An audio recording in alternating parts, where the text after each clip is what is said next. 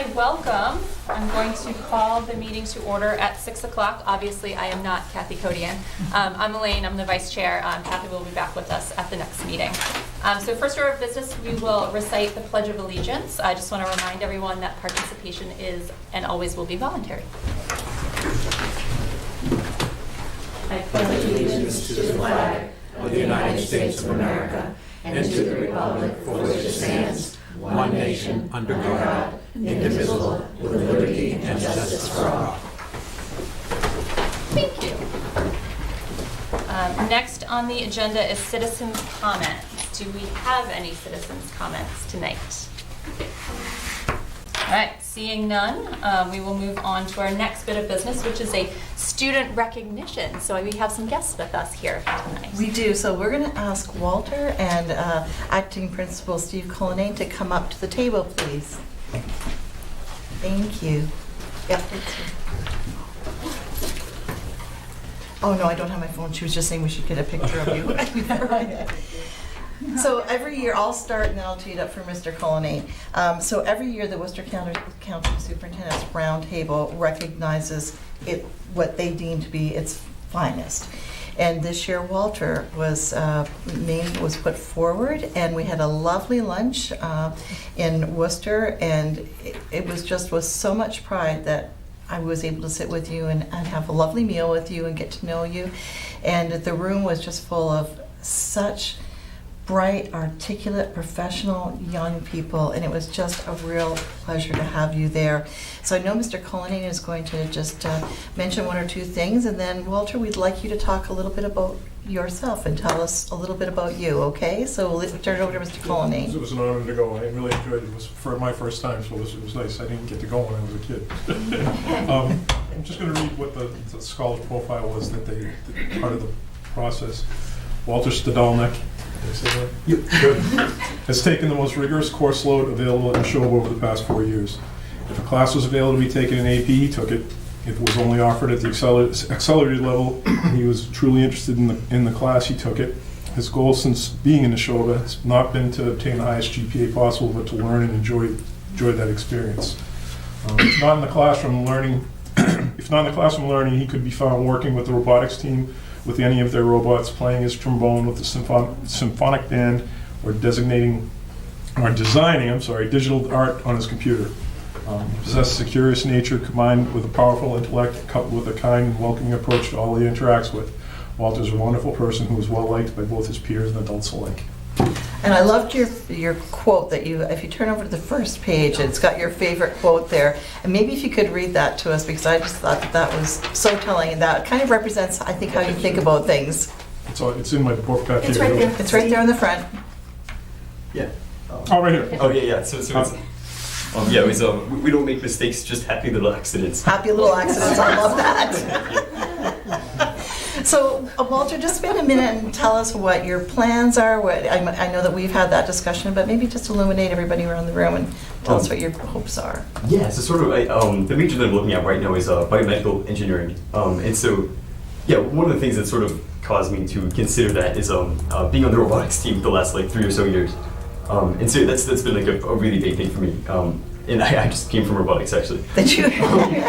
But yeah, that's just really fun getting to know that group of sort of STEM-oriented engineering type people, and sort of working together to tackle these problems and sort of grow as a community as well as enhancing your engineering skills. So yeah, I think that's definitely sort of led me to want to pursue a engineering type career. And schools that you're looking at? Some of the top schools are BU. I did apply to MIT, Columbia, Northeastern, and WPI. So yeah. Wow. Still waiting to hear back for most of those, but yeah, so that's Is there one that you'd really like to go to? Northeastern. Or all of them? You get to, it's an alma mater here. Yeah. Well, that's exciting. And I know that you really like robotics, and so I talked to Mr. Fortiani and I said, is there something that you can think of? And Mr. Cullinane and I were talking about, like, what can we give you tonight that we think that you might really appreciate or remember tonight with, or the fact that you've won this prestigious honor. And so I went to Lowe's. And so we have something to present to you here. And what I think is really important is that you notice that it has your name on top as well. So I'll just make my way around here. Man, like it. We thought it was the perfect gift for you. And you'll notice that you have your engraved name here as well. So you'll always know it's yours, okay? So we thank you so much, and we are so proud. And I said to your mom this morning, you know, like you represent the very best from Neshoba. And we're just really, really proud of you. So we thank you so much. So I think we'll probably get a quick picture in here. Yeah, that would be great. Mr. Colin too. So do you want to come around here? And actually, we'll put you right in the middle. All right. Yeah, I mean, I'll put some in for it, yeah. I bet you will. Be the perfect gift for a guy who's. Awesome, thank you.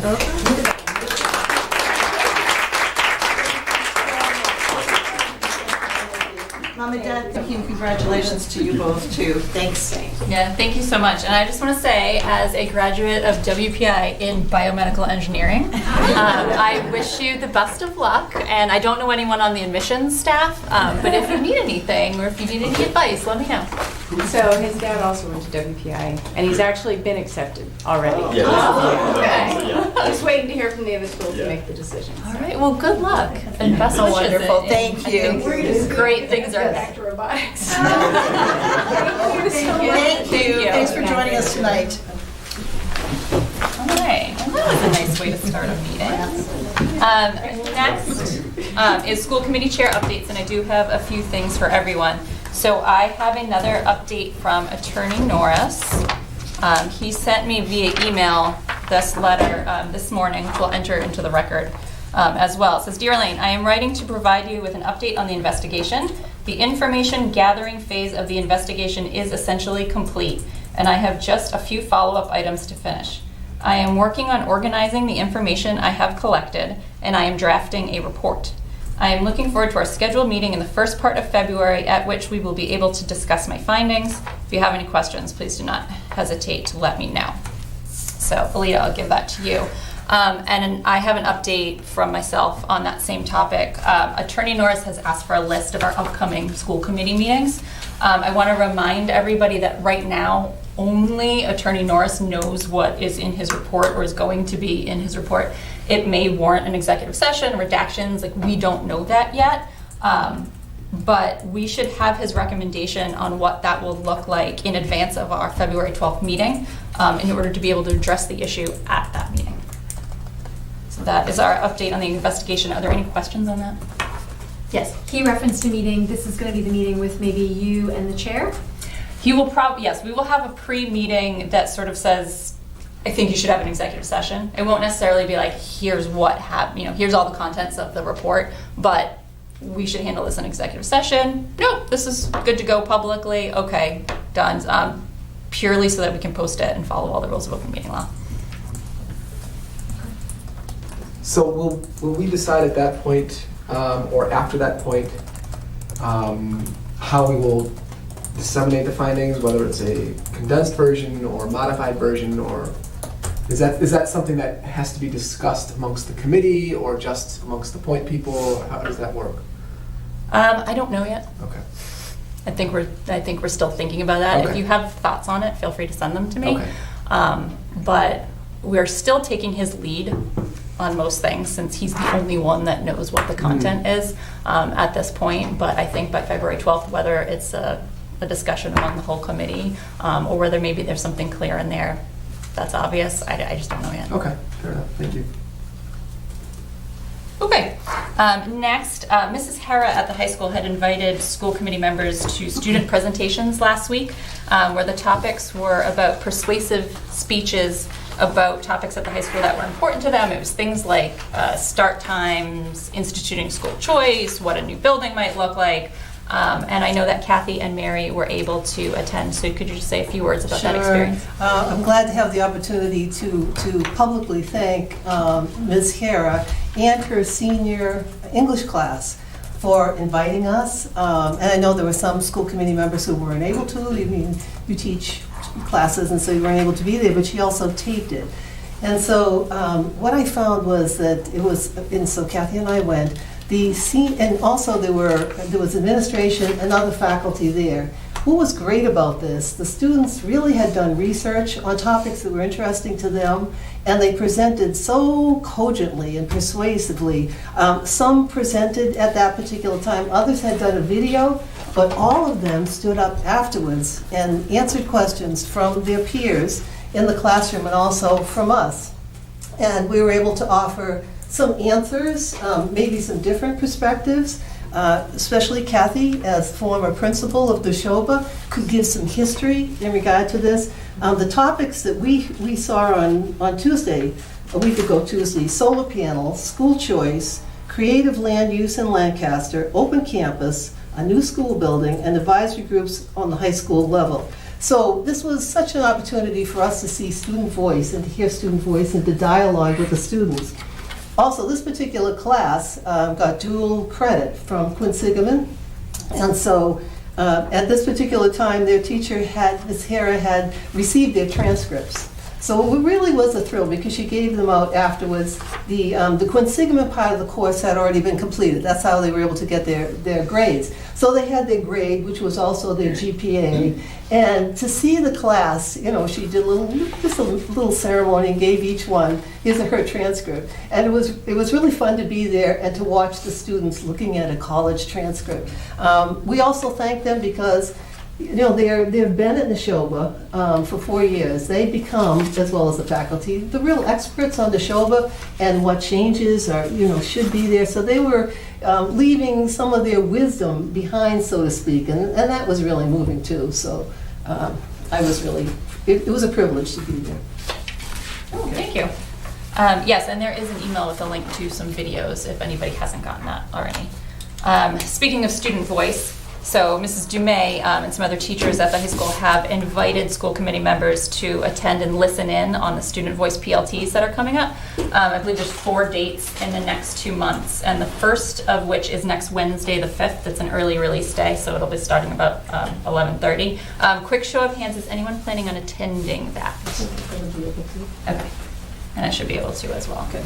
I need to give her an RSVP on that. Okay. And then finally, I do have some CPAC events to announce. I'll do it under subcommittee reports, but I know on the agenda CPAC wasn't listed, so I just wanted to give you a heads up that I'll do that at that time. And that is it from me. So Ibby, Just a question. Do you have the student voice dates that you can maybe send to us? Yeah, I can tell them to you. And I'll try to, I would like to attend the next one, but if not the next one, maybe the one after.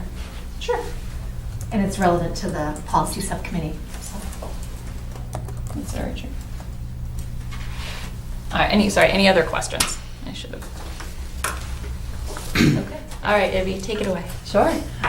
So this week in Lancaster, tomorrow the basketball teams are playing, both the boys and girls, against Fowler. And that'll be at 3:30, and then the boys are at 4:45. That picture is Luther Burbank. They still do Positive Sign Thursday. That's one of my favorites so far, reminding you to be silly. Love that one. And it's also starting to be enforced. Miss Rocha does this at the high school as well, which is also cool. Also in Lancaster, there's a spelling bee on February 3rd. Last week, the honor roll recipients had a breakfast in the morning, and the jazz ensemble played for them. In Stowe, there is a Valentine's Day dance on February 7th at the middle school. The school musical this year is Frozen Junior.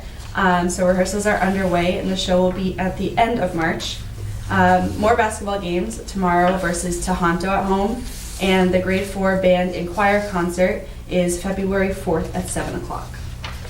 In Bolton, so those pictured there are the first graders. They performed, I believe it's called The Mitten. So that the Twitter post said that was their first of many performances. Bolton is also planning their first winter walk to school day, which will be February 5th. They're partnering with the Bolton Police Department, Department of Public Works, and Massachusetts Safety Routes to School. So they'll meet at a park, and eventually teachers will bring them to school all together, stopping at both Florence Sawyer and Emerson. There's also a basketball game tomorrow here versus Trotter. At the high school, for sports, tomorrow the swim and dive team have their league championships. There's a wrestling match tonight in Quabbin, girls basketball Friday at 6 versus Westboro, and on Saturday, boys hockey is playing at 4. The music department is preparing for their competitions, MAJE, which is the Jazz Festival, and MICA is concert band and concert choir. The Music Honor Society is also planning a 24-hour rockathon, which will be held in the upper gym at Neshoba. That is March 27th into the 28th. So music will be playing nonstop, and all benefits are going to Relay for Life, which is the American Cancer Society.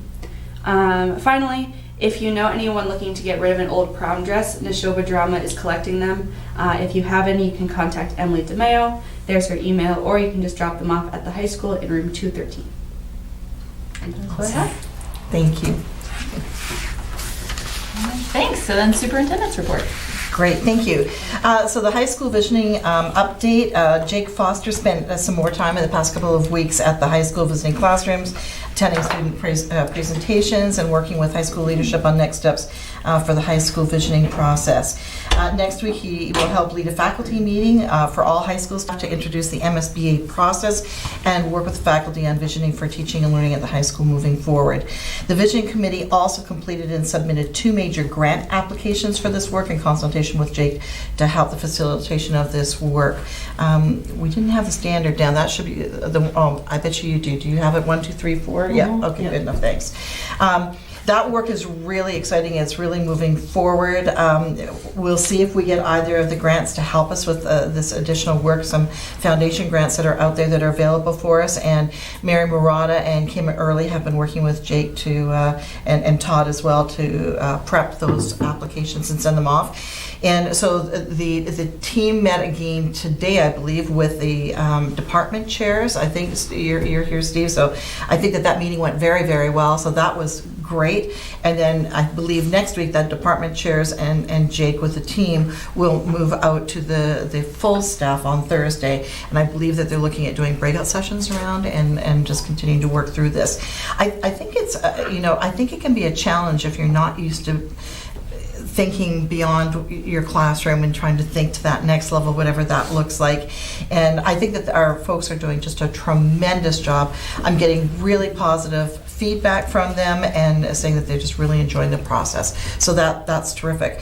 I also have prepped some memos that we'll send out in the next couple of weeks. One before this weekend, because one of the things that was asked of me is, can you just kind of give us a snapshot of the SOI and some of the key deficiencies of the building? So I've taken that apart with the SOI, listed those, and those will head out probably either tomorrow afternoon or Friday. So really good work happening in that area. The AFEC Board of Directors, I continue to meet with them regularly. That's a key point for us, that the Aspet Valley Collaborative, because we do send a fair number of children to that particular collaborative. So it's always exciting to see the work that they're doing and the work that they've got in front of them. I've been meeting, as I always do every year, with school councils throughout the district. In the last couple of weeks, I've met with Hale, the high school, and Luther Burbank. And just want to always thank our parents. Sometimes I think they tend to get lost in the shuffle of all the work that we do. But, when you look at them sitting at the games or the concerts or, around school council tables, and you're just always reminded how important their voice is at the table as well. I know you talk a lot about student voice, but I think parental voice is so critical too. So I really appreciate everybody who volunteers and takes part on our school councils. Budget workshop was just this weekend. Thank you to all of you for coming and spending Saturday morning with us. It was a night we started on time and we finished on time. That was a real treat to be finished right at noon. It was like 3 minutes of noon. So thanks to everyone for that. We'll do a bit of an update tonight on where that's sitting at. Rich discussion, I thought, great clarifying questions. So I think it was a very successful workshop. Special note of thanks to Pat, of course, and Michelle, who do yeoman's work during this time of the year to pull it all together. The budget process, we continue to put forward efforts to bring the overarching budget number in line with what we feel is palatable for our communities. This evening we'll present a number that's different from the number that we presented on Saturday, as you start to see us kind of try to work our way down. We're nowhere near where we want to be, but we've got a couple of weeks to get to where we need to be. But I also point out that some of the asks that you heard about the other day just are not going to be able to go forward because the money just isn't going to be there. the principals and district administration continue to meet regularly. We met, and at this time of year, we meet for a lot of our days, just discussing budget. And a lot of our principals will meet separately. Like today, the elementary principals met as a collective group, and the middle school principals met as a collective group to try to work through and whittle down and find reductions where they can, or redeployment of staff, or whatever that looks like here as we try to get to the number that we're aiming for. We continue to look at student population in general, and then we look at specifically to each school and each grade level, because there's always ebbs and flows in that as well, and you can see where you can take some stuff from here and move them over here, or whatever that might look like, so just as a redeployment, but simple redeployments, not major redeployments. We continue to look at that and to discuss equity and consistencies across the district, because that's still really critical. No matter what we do, we still want the children to be consistent in the educational and the instruction that they receive, whether you're in Lancaster or Stowe or Bolton. So that's still at the forefront of all of the work that we do. So we anticipate being closer to a final number within the next 2 school committee meetings. So that's what you'll see. And tonight you'll see a bit of a matrix that says, okay, here's where we're at, and right now this is what it looks like, of course, for the assessments for Bolton, Lancaster, and Stowe. So we'll present a matrix tonight that says here's kind of where we're at.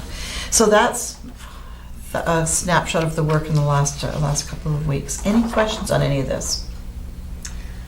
I don't have a question so much as I do a suggestion. I know that when I sat on the Hale School Council, and Mike, you've sat on a council before, Rosemary. and Mary, you can probably attest to this. As a parent, I always felt like the one who was able to eke out enough time to go to the meetings for so many others who would love to be there but weren't able.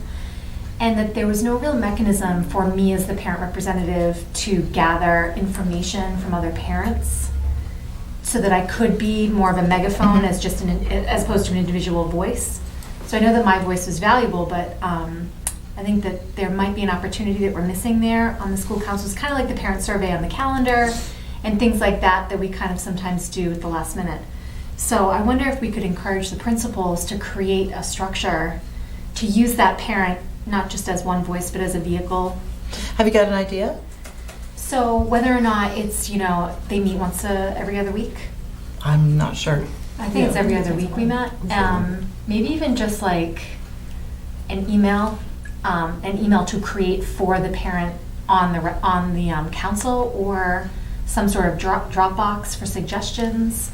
Something where you're messaging out to parents, hey, the school council meeting is happening, this is the agenda, what might you want me to say, what messages do you have that are relevant, or maybe even any new business? Because I think that parents are aware that the school council exists. They usually delete the email because they can't be there at 3:30. Yeah. But they'd still like to participate.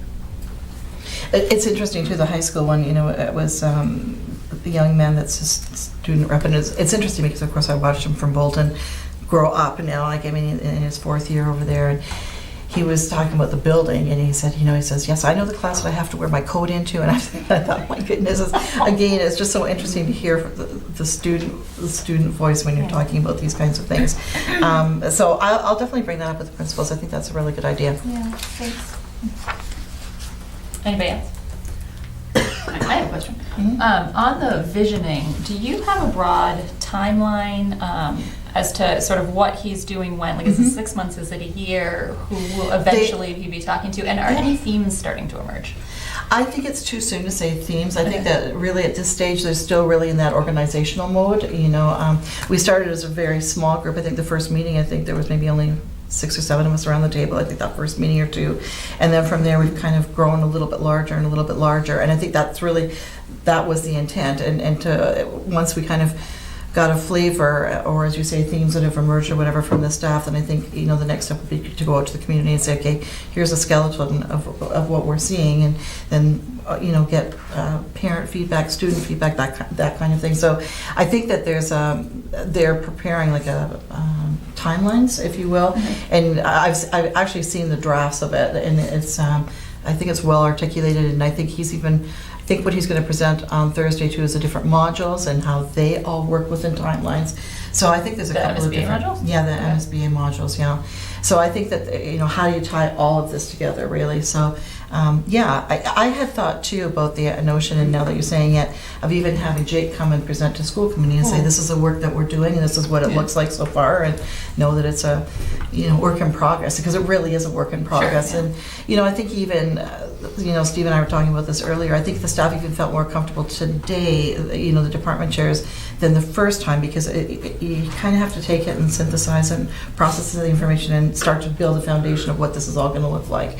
So if that's something that you would like me to do, certainly just feed it to me and let me know, and I can reach out to him and have him come in and do a quick presentation for you, so that you know the type of work that's being done. It is exciting though, and that is the feedback that I'm getting from people right now, that they're finding that it's very invigorating, it's very exciting work that they're doing, so it's good. It's very good. But yeah, we're talking about like a few more months, a year?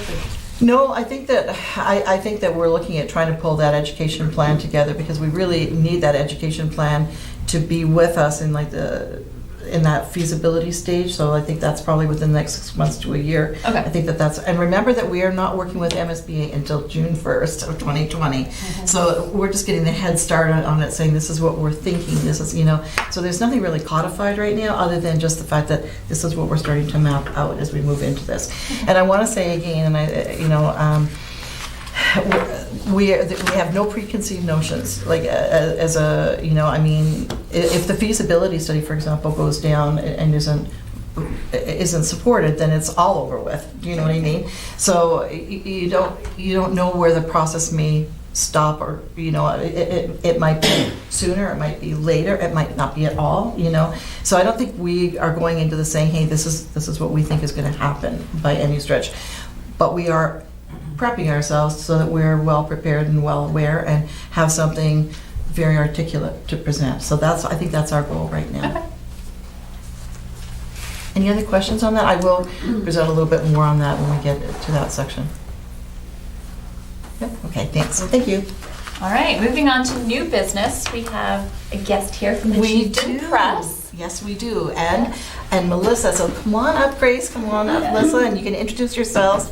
Thank you so much. So nice to see you again.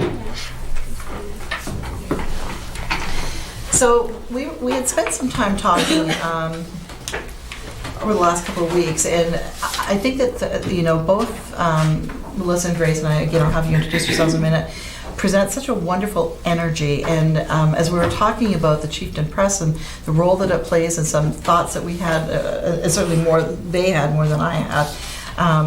It was exciting to me, and I thought, I'd love for you to see what their thinking is and where they're at. And I think you've just got a lot of goodness to bring forward to us.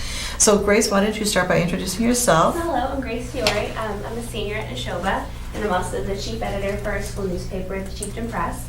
And I recently wrote an article, and we really sparked this great conversation with Superintendent Clenchey about how do we improve communication and engagement between the student body and faculty, staff, and administrators.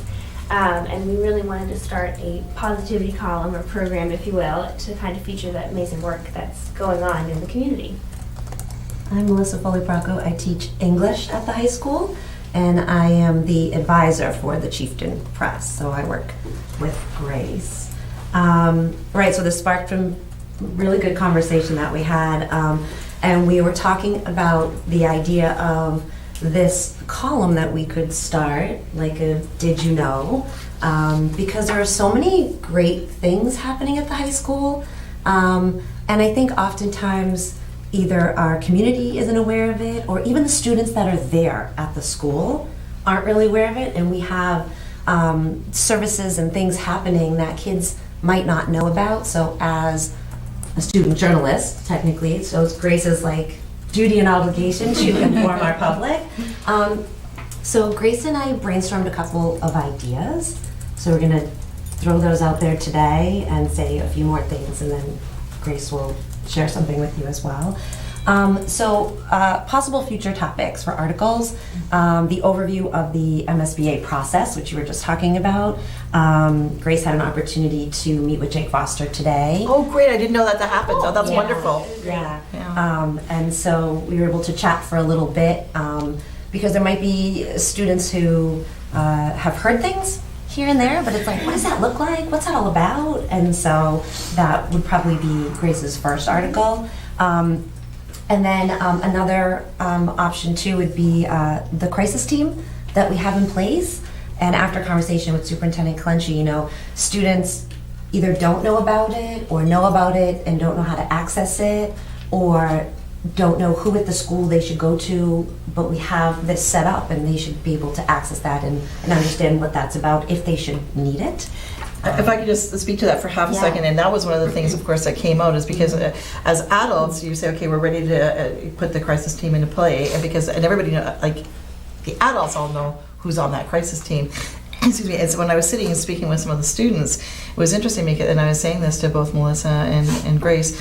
Somebody said right away, oh, I know exactly who's on that team, and went through and listed everybody, and somebody said, I didn't even know that team existed, and somebody else said, well, actually, I participated in it. So it was such a wide range, and I thought, this is a perfect topic to talk about so that people do know it's there, and when it's activated, you can access it and what it can offer to you. So I was thrilled that you picked up on that, and we're looking to run with that, so thank you for doing that. Yeah. We also wanted to illuminate some of the social emotional learning initiatives that are taking place at both the high school and the district, as well as the high school students that are now working in the after-school programs throughout the district. And also focusing on what exactly is done during late starts, because we get to sleep in for 2 hours, but that's not necessarily the case. And there's some really amazing work happening in changing and shaping the curriculum and the structure of classrooms. And so we're also welcome to exploring topics and suggestions, and, you know, leaders in the community that are really interesting that you would love to showcase as well. And so, you know, we're really fortunate to have various modes of communication with students and members of the community through social media, our website, and then we also have a digital magazine. So I wanted to, we have some print editions, copies. I'm gonna do some over that way. Half and half. And so, Editions for us old people. we developed it as kind of a visually engaging way to showcase the writing and the art through the digital photography classes and interviews with students and teachers. So we've done about 5 issues so far. And the goal is, this is just a quick photocopy of that, and we would like to, for the next issue, to get this done professionally, you know, laminated. It comes out as a magazine. It's a magazine through the platform is Canvas, and then we upload to issue. It creates this magazine, and then we can print it professionally. So Grace is very humble and won't say this, but I'll say this, that Grace designed this entire magazine, and the articles are from our journalism program and from the artists in our school. But this is sort of something that Grace started and has designed, which I think is really, it's really beautiful. You can see, and this is just a quick photocopy, so when we get this professionally printed. So stay tuned for the next You one. have talent. Oh, wow. So that's really it for us. I don't know if anyone has any questions for us about the journalism program or anything that we mentioned tonight. Go ahead. Yeah, I'm really interested in your program. It's great. And I will say that my son took journalism as a freshman this past semester, and he loved it. So I'm selfishly wondering how he can progress. But I'm also just wondering, you know, how, you said that you do 4 of these a year? Just about, it's like every quarter. The magazine, but you have a website that you are constantly updating? Yes. Yes. So do you have, I mean, what is the scope of the journalism program? I know that there's journalism 1. Then where do kids go from there? So there's usually a journalism 2 program, and so that'll kind of intersect in various other courses that they offer. Sometimes it's an English course, sometimes it is an elective, it's focused on technology. And then there's also video broadcasting, so if he's interested in like the news program and writing scripts. So it's changing in terms of what the schedule looks like, but that's basically the core. So there is an advanced class, and then you just slowly work your way up. I see. Yeah, and often students that start in the journalism class end up moving toward broadcast and becoming lead anchors and script writers and chief editors. And the journalism 2 class, the journalism 2 students will sometimes be in the same class with the J1 students. And so they serve as the editor in that class and the mentor, the student mentor for the new journalists, as we kind of, if that sparks an interest for them, we want to have them follow through. We've had several students go on to broadcast and film and journalism. So And you guys broadcast at lunch, is that right? We do. Yeah, that's Once a week. Yep. once a week, yeah, every Friday, they've been doing great this year. So yeah. That's awesome. I wonder if there could be some sort of a hyperlink or something, maybe Mr. Collinane's emails to your website or your publication, or I don't tweet, so I guess I could follow you if I did that. But yeah, a little bit more publicity because I think what you guys are doing is great. Thank you. Yeah, great. And I do tweet, not that I have a Twitter account, I don't tweet that much, but but I really enjoyed reading because I follow you, and reading where I learn things, even about food. You talked about Roots Restaurant, Yes. which is such an awesome place, and if people don't know about it, you should. It's Leominster, is it? Yeah, it's in Leominster. And I only learned about it recently, and then I read about this, the way you had described it, and I thought, this is right on. I can find out things about the high school, but also about the neighborhoods around. So thank you. Thank you. I think I just want to say too, Grace, I'm so appreciative of, the amount of communication that you maintained with me there for a couple of weeks. I'm so appreciative of that, and I thank you very much for that. And I think that, and I think I said this to you too, I really appreciate your level of positivity and your sense of service to the community and sense of service to journalism. And I think that just really stands you in such a good stead. I'm really excited to see what happens with you beyond grade 12, because I think you're on a wonderful trajectory right now. And your writing, and I said this to you before, your writing is amazing. I love reading your writing. So, and I think, Melissa, to you too, I know that we're seeing you tonight in this particular role, but I say to you too, your level of innovation and sense of creativity and your open mind and open heart, I'm so appreciative of that, and the passion you have for doing the work and doing what's right for children. I just respect that and I appreciate it. Grace, thank you for coming tonight too. I know for both of you it kind of takes a time out of your life to come here, but just so appreciate it, and I think it's just really valuable for our school committee to hear the work that you're doing and the work that's in store for us that we're going to look forward to. Yeah, stay tuned. Yeah. I know that would be a really nice wrap up, but I have a question. So this is amazing, and I would like more people to see it. So what channels do you think are the most effective to communicating to people your age, and does that matter whether it's your age to your age or if it's adults communicating to high school kids? I have to say social media, good and the bad, right? And then also kind of using social media as a tool to connect people to different platforms. So this is published on Issue, which is, it's a website, and it basically formats it into a magazine. So it's an experience. You get to click the button and it looks like you're flipping the page. So it's visually engaging, it's interesting. We try to put a lot of graphics, we try to put images in there so that you're kind of drawn in, but you're also getting the information. So it's just presented a different way that's more engaging, and I think that's more in tune with what social media has kind of shaped us to perceive. We like fast images and videos and whatnot. But also, the website is nice. People like to read something, they like to sit down and flip through it, and I think it's a valuable resource for anybody to reach teens or anyone. Okay, cool. Keep up the good work. Thank you for all you do, both of you. Thank you. Nice to have you here tonight. Thank you. Sharing this. I started a Twitter account just so I could follow school accounts. It helps. All right, so the next item on our agenda is the high school robotics traveler requests. We're going to put that on hold and table that to the next meeting because they need a little bit more time with the paperwork. And then the vaping update. Unfortunately, Lisa Gilbicki, our head of nursing and wellness, has the flu. Yes, even nurses get the flu. And so she's unable to be here. It's a really important topic, so we're going to put that on the next agenda as well. If anyone does have questions or things that you're hoping that she'll cover as part of that, you can send them to me and let me know. Obviously, she needs time to recover, but maybe we can expedite some of that because this is a really important issue. And you've got the presentation in your package. Yes, which brings us to extended learning camp update. So, Mrs. Rago. That's a hard act to follow.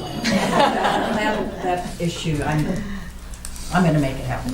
Your articles in the Stowe Independent have been very well received. I will say. So no, I'm delighted to be here. I was here recently for the budget workshop, so much of what, I didn't say that much then, so I can now fill in some blanks. And I do have some leave behind, so I'm going to make those available and I'll reference them and pick them up as you wish. So I am thrilled to be here. Our goal continues to be offering an extended learning program that is self-sustaining while providing enrichment programs that augment before and after school care.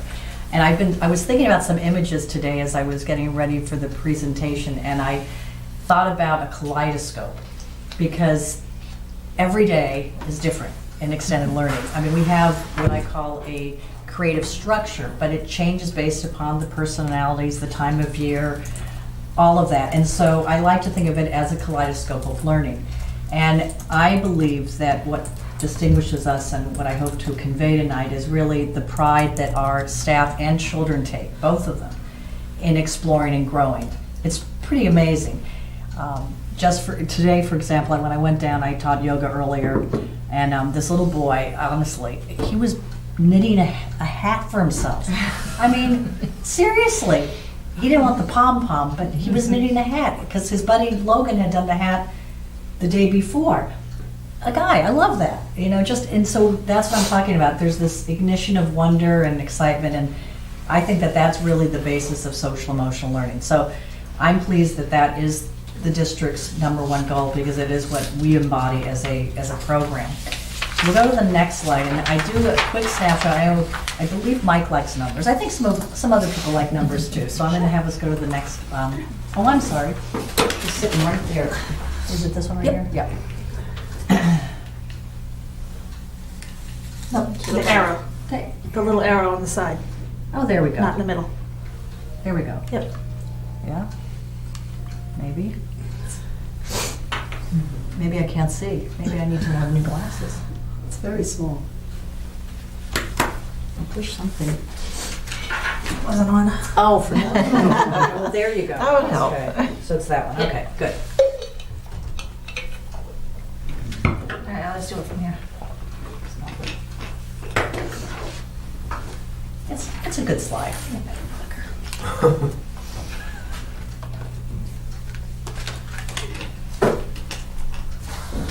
So we know that numbers are important. Not gonna. What do we have? We have another number. Maybe the battery's not.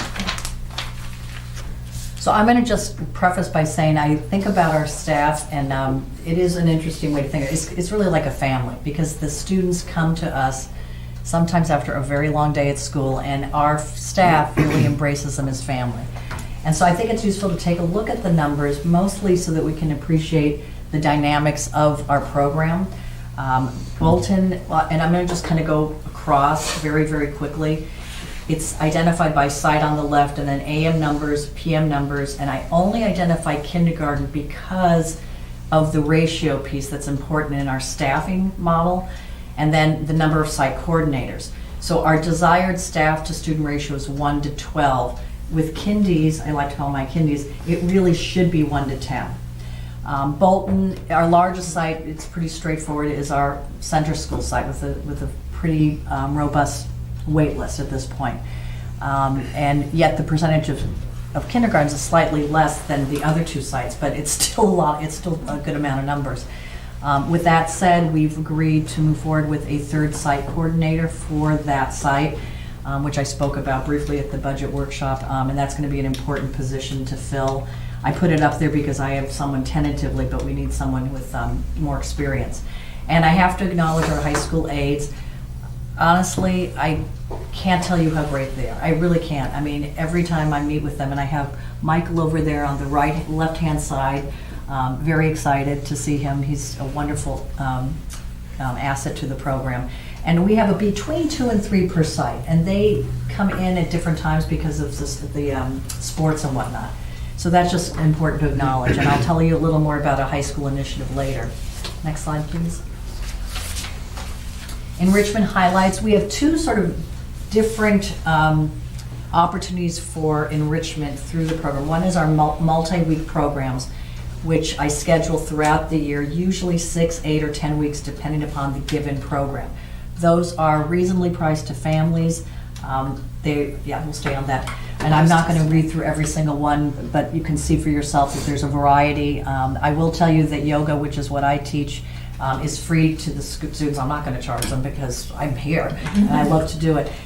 We did bring in, I thought, a really interesting program this winter, spring. I say winter and then it goes into spring, is a STEM program called Exploring Mind, and Science. Body, Mind, and Science. And the kids really have liked it. I took you take a chance sometimes. You hear from the parents and you try to compliment what they want to see for their kids, but also what do the kids want. And a lot of times the kids don't know what they want until they start trying it out. One of the quotes that a parent had written in the survey that I just completed looking at was, they gave my kids, meaning the classes, they gave my kids opportunities to try new things in a low pressured environment. And I think that's the key. How does a child take risks if they don't feel they're being judged? And I love that happy, what did the young man say, happy mistakes? Happy accidents. Happy accidents. I mean, we're making a lot of those. In addition to the multi-week programs, which of course are optional for the children because we have lots going on, but these are to augment. I bring in performance shows and workshops. Again, I'm not going to read them all, but I was excited to find one. On the left side of the screen, you see a woman, a lovely woman, Nancy Bell, who's a professional spinner. And she came from the YAMA organization, which is, if I can say that, it's Young Audiences of Mass. And she demonstrated spinning with wool from her lambs and her sheep. I mean, it was just unbelievable. And the kids each got to do it, and that was really fun for them. I've also brought in some creative dance and drama because I think that brings out the individual's personality. Probably the biggest hit so far this year, I say so far, is the Ooch yo-yo experience. And the reason I'm bringing that up is when you first think of a yo-yo, you don't think of social emotional learning, I don't think. Wrong. This guy is all about, that's what he does. He brings groups of kids together and helps them feel comfortable with trying something they've never done before. His name is Brett Uchianis, probably mispronouncing it, he's on the right-hand side. They loved him so much that I brought him in to do workshops because he does an anti-bullying. He has a whole framework around how to embrace change and work through things that you can't do. That's been a really lot of fun. To the next screen, I have been doing some growth in the middle school area and a little bit in the high school, even though my program focuses on K through 5. Middle school, we are bringing, for the first time, I think will be a valuable workshop for our students. It's an interactive workshop called Music, Art, and You. And I think that our kids are going to love it. We already have two workshops filled up. We're offering it at all 3 sites for 7th and 8th graders so that they can get ready for high school. But we'll be using art and music and helping them to look at their SMART goals. I think it's going to be really good. We'll see. It's a first time for us. And I'll be checking back with you on that later in the spring. Once again, we're bringing forward the Woodworking Course. It is a 10-week course. We did offer it last year. It was a pilot. It went very well. We only can have 12 students because of the limitations of the high school. But we got great reviews, and so we're going forward with it again. And high school, this is exciting. We're implementing an AIDS and training program. It became, and this was through a discussion with Todd, who's unfortunately sick tonight, but we were scratching our heads, and I said, I love our high school aides. I want more of them, but we need, and he goes, well, what about, and all of a sudden it was like, the idea came. So we're doing this training program. It's through an application. We've invited high school students to an information session on February 5th, and we will select 9th and 10th graders who will shadow our juniors and seniors who are in our program for 5 weeks. It will be non-paid, but it'll be very valuable. And it will be a feeder for them to continue, consider education as their path, or perhaps not, but certainly learning how to team build, collaboration. So that's a first, and I think it should be well received. Keep you posted on that. Lo and behold, vacation camps are here. Oh my, February. Actually, that number's changed. We have 68 students enrolled to date in our February program. That's pretty much, we're almost maxed out. We really took a different approach this year and last year. I don't know if you recall what they used to do. I say they because I wasn't here then, but the district used to offer a what was it called? It wasn't science. imagination program.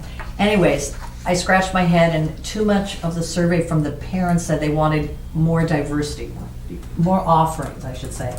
So with that in mind, I've been bringing in different programs, and in February we do have a STEM-related program, Imaginarena, nature exploration, multi-sports, creative dance, drama, and art. Quite a good spread. I'm pleased with it. Babysitting and first aid certification courses for the 5th through 8th graders filled up within 3 days. Filled up. I could have duplicated it 6 times. So there's an interest there, and they will be certified. So I will bring that back to the April timeframe. April, I'm shifting things up a little bit because I feel like we want to reach as many students. And about 60% of our campers come from our program, and about 40% outside the program. So we're going to be doing Cook's Corner. We're bringing in sewing, engineering explorers, robotics. I'm pretty excited about this. Origami and math. Origami and math. There is math with origami, which I wouldn't have known until I found this guy, and has a doctorate from Columbia who's doing this for me. And Learning Magic, I've changed that to be Join the Circus. We're going to do a Join the Circus program, and we're going to be offering magic tricks, juggling, balloon twisting, and some puppetry. Something kind of fun and a little different, making it fun. And you see Tom down there, who's a wonderful colleague, and I enjoy working with him, and he had offered to do the Cook's Corner this April. And again, babysitting.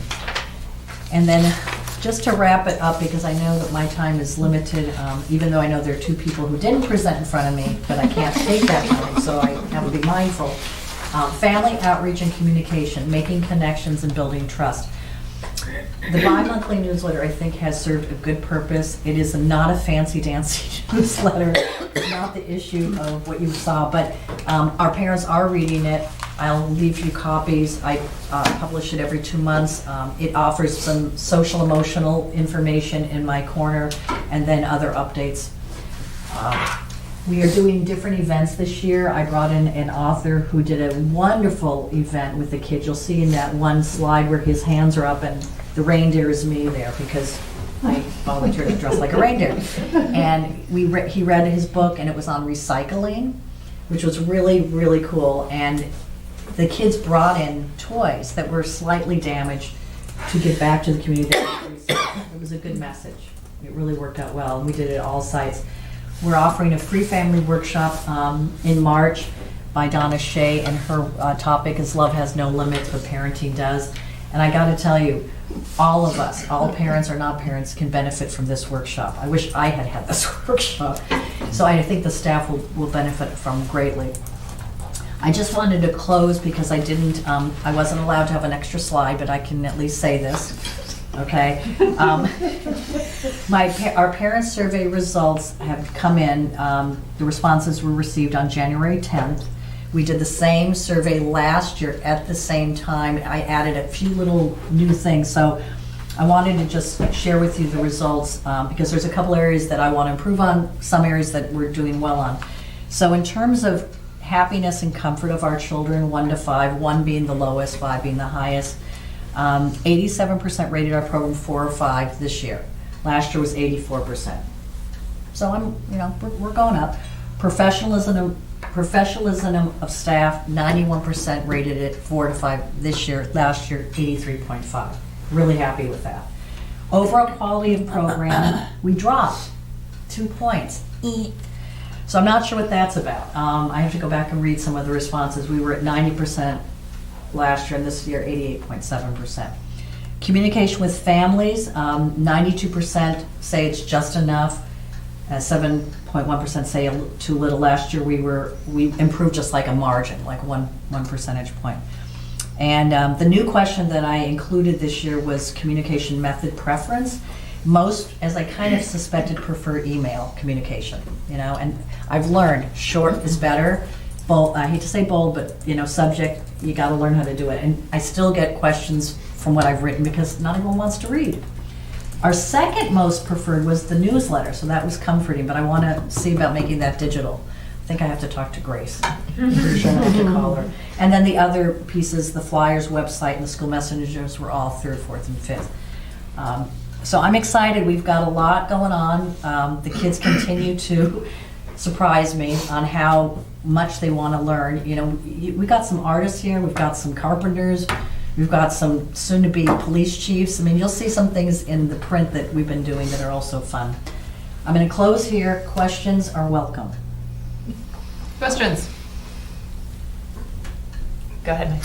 I don't know if this is so much a question as it is sort of a series of comments, but it feels like every time you come and present to us, I am always struck by how thoughtful you are, how organized and reflective, and how dynamic the program is, and how well you service parents and kids. As you were talking, I was going to ask you a question about how you solicit and curate feedback, but you addressed that. Feedback. And I appreciate how you continue to modify your approach based on feedback. I help a friend out coaching basketball once a week. Oh, cool. And one of the kids' fathers also helps out, and he said, hey, sorry, so-and-so is sort of out of energy. He had extended learning today, so he's exhausted. And I think it's a good thing. I think it's a really good thing. So I don't really have a question. I just very much value your approach and how you are constantly adapting and modifying. That means the world to me. It really does. I have to say, though, that the kids fuel you. The kids do. I mean, just when I think I'm tired, this is my last comment because it is funny and it's worth recording. For those of you who do yoga, you know what Shavasana is? It's the resting pose. All the students now, there's about 40 of them do yoga with me. You know, Miss Reindeer, can we do Shavasana now? And I said, we haven't done yoga yet. They're tired. They are. But that being said, I do think that there's a lot of opportunities for us to learn from the kids. So keep feeding me. I do have results of everything and anything you want. I'm not going to pass them out. I'll leave them here and you can take them as you wish. And I will not be offended if you don't want to take anything. I have one recommendation, and you can completely leave it where it sits. But the one thing that I would say about the program, I would echo Mike's sentiments. It's amazing. I've used it in the past, and I've used it recently, and it's just wonderful. My kids love going. The registration process, right? Will you use a Google form still? Is there any way that we could use the registration software that the district uses? Because it actually holds your information, and I find the Google form to be so laborious. Is it? Okay. If I'm registering 3 kids. Mm-hmm. So I have to enter the doctor's information. Okay. So I just wonder that new system that we're using is so fantastic. Great, good suggestion. I don't know if it would, force a piece of your budget away or what, and therefore you could just dismiss what I'm saying. But No, it's not a dismissal. I don't know. I think that anything to make things more efficient. I mean, we really, Leah Bonko is probably the magician of all magicians, making things that, and that being said, efficiency's always welcome, so we can explore it. Yeah, I know the Google form is free.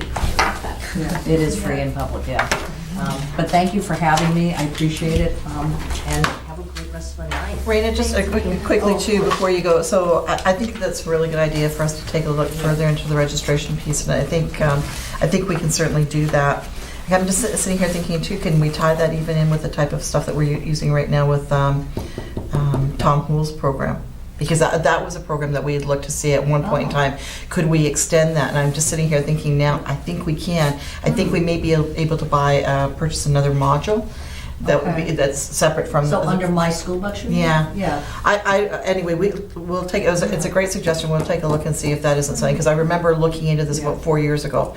So the other thing too, right now, I just want to say too. I mean, I know that when you came, I asked if we could stretch, beyond the elementary level.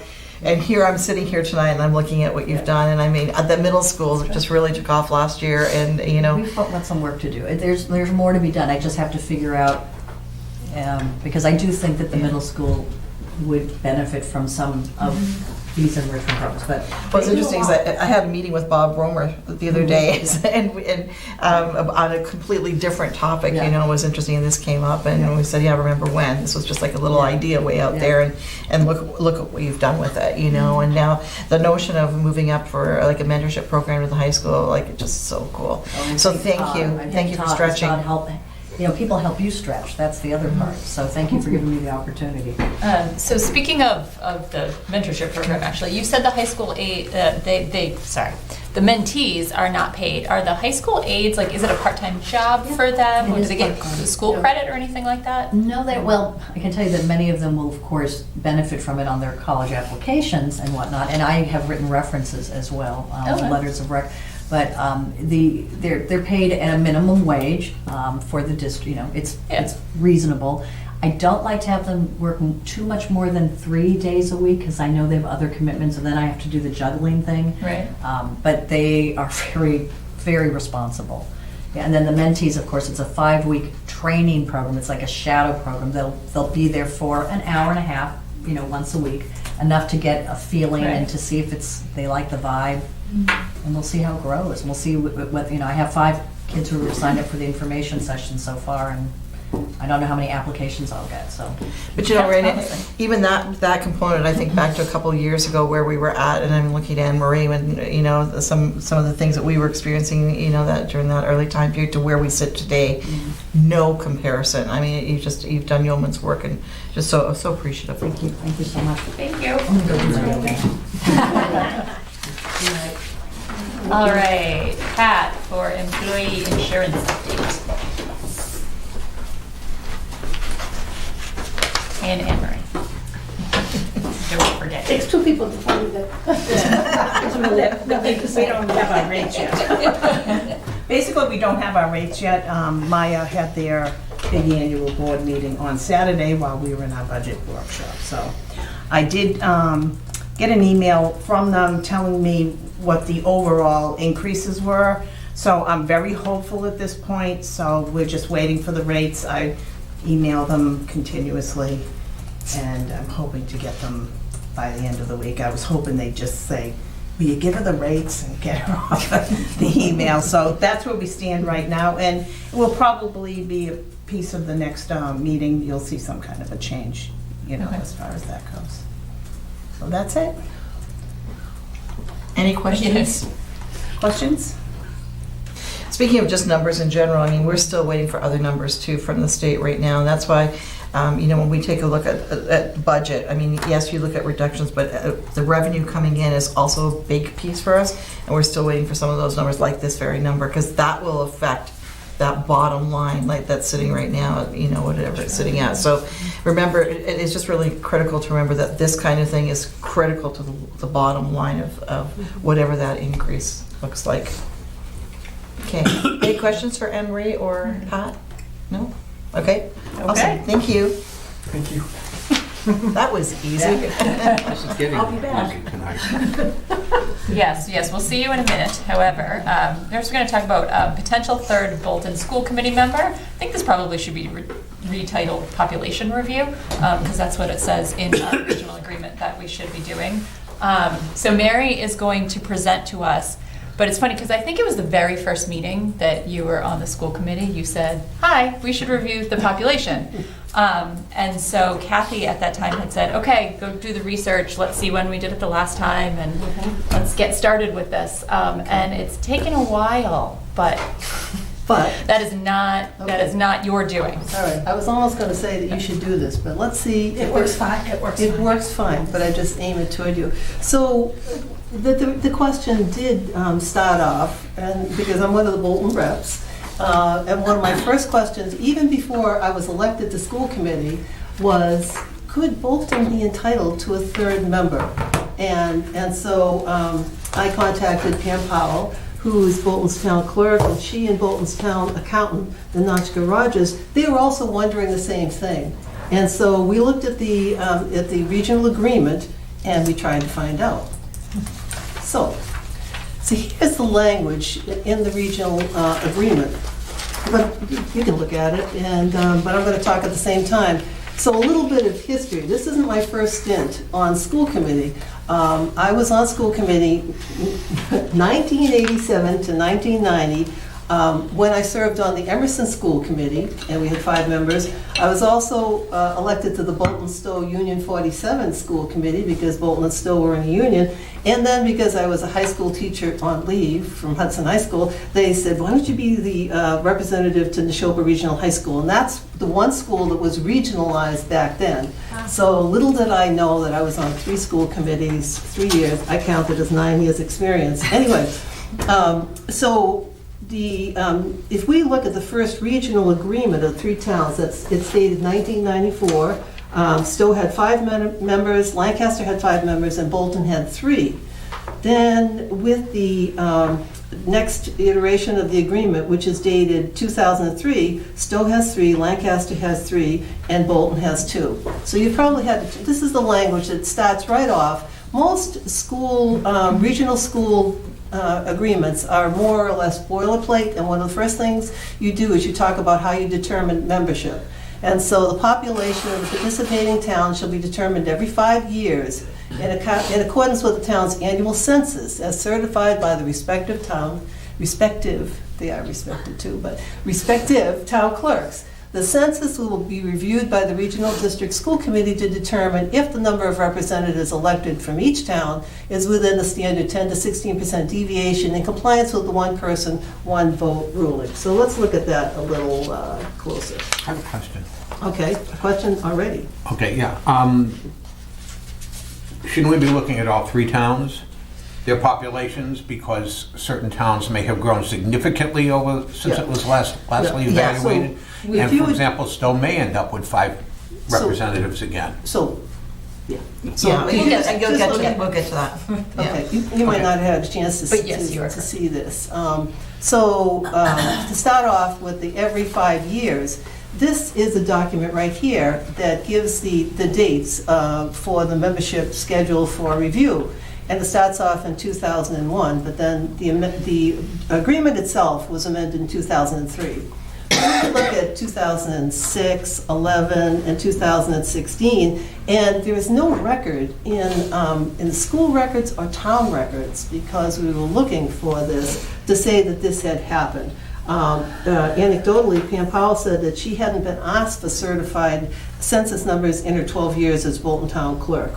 So this is one of the things that I did talk to the Department of Elementary and Secondary Education about, and they said, okay, it would have been much better if you had done those, not us, but if the committee at the time had done those reviews every 5 years, but at this point, just continue on, go from here and conduct a review. So let's look a little bit closer at some of the, just to explain what is in, and what is the language, what it means. Now, the annual, town's annual census refers to the number of people who reside in each town, not the number of students who are in each of the town's schools. At the MASC conference in November, I went to a workshop, regional school agreement workshop, and that was one of the questions too. Why wouldn't it be tied to the students? But this is the way the law reads. So this is the process right within the 4 corners of our agreement that we, as school committee, will request each town clerk to provide certified numbers on the town's annual census. Then we review those certified numbers, applying the 10 to 16% deviation formula. Now, that 10 to 16 standard 10 to 16 deviation presented such a problem, because if you have standard deviation, that's one thing, but you don't have a standard 10 to 16% deviation. It's, it doesn't make sense. So, I mean, that was what we were looking at, Pam and the town accountant, and I brought our agreement to that workshop down at the Cape, because I went up afterwards and said, look at this, what does this mean? And the person, Mac Reed, who is a retired superintendent working as a consultant now, said, I've seen 10%, but not standard deviation with the and not 10 to 16%, but he said, so really at some point when we have a chance to, we should take out the word standard, because that was the stumbling block. How do you figure out the standard deviation? Anyway, The 10%, though, has been held up, not held up, it has been upheld in court cases, and we'll talk a little bit more about that. So now, when we go, this process is right within the agreement and doesn't require an amendment or a town vote. Well, if we were to do an amendment, which sometimes we might have to do, and I'll talk about that in a minute, that is, go to the town, 2/3 votes, and then gets signed by the commissioner's office too. So there's a whole process involved in that. And we could have a consultant to help us, but that would cost money, so I think we probably could do a lot of this ourselves. Anyway, so this is all in section 1, and now we go down to 1D. And it says, if the population in a participating town results in a change in the numbers of members to be elected to the regional district school committee, such change shall be effected at the annual town election following the certification of the census. So that's right there too. So this is really important. It's more important than that in a sense, but it correlates with that 10% or 10 to 16%. In compliance with the one person, one vote ruling. So this goes to the ruling, that one person's one vote ruling refers to the fact that one person's voting power ought to be roughly equivalent to another person's within the same state. And we hear about gerrymandering in certain states, drawing lines to benefit one political party or another, usually on the state level. However, this goes all the way down to the local level. This goes down to us in terms of representation. And so it comes up in the Equal Protection Clause of the 14th Amendment of the Constitution. That requires substantially equal legislative representation for all citizens in the state, and we could say in our towns, regardless of where they reside, since we're a regional district. So just let me say, and this is something that they talked about at the workshop I went to. Now, one person, one vote, it would be easy, and this is a hypothetical case. If each of 3 towns had 3,000 as its town population, this would be a dream case for us, right? That would be 9,000 in the total regional district.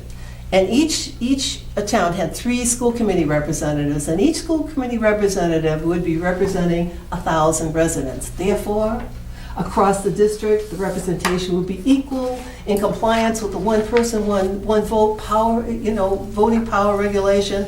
But obviously, this doesn't, for most districts, a determination that would never be that clean. Hence, usually that 10% difference would get the 10 to 16% difference. So we consulted with MARS, which is the Massachusetts Association of Regional Schools, and I talked to the president there, and she talked about that there are different ways that some districts figure out the membership to comply with the one person, one vote. But this is something that regional school districts need to look at with enrollment that goes up or that goes down with one town, another town, in comparison to each other, making sure that they keep that the proportion right. So you used the word Population, not students. enrollment. Student population, and I meant, it's not thank student you. population. It's not, yeah, thank you.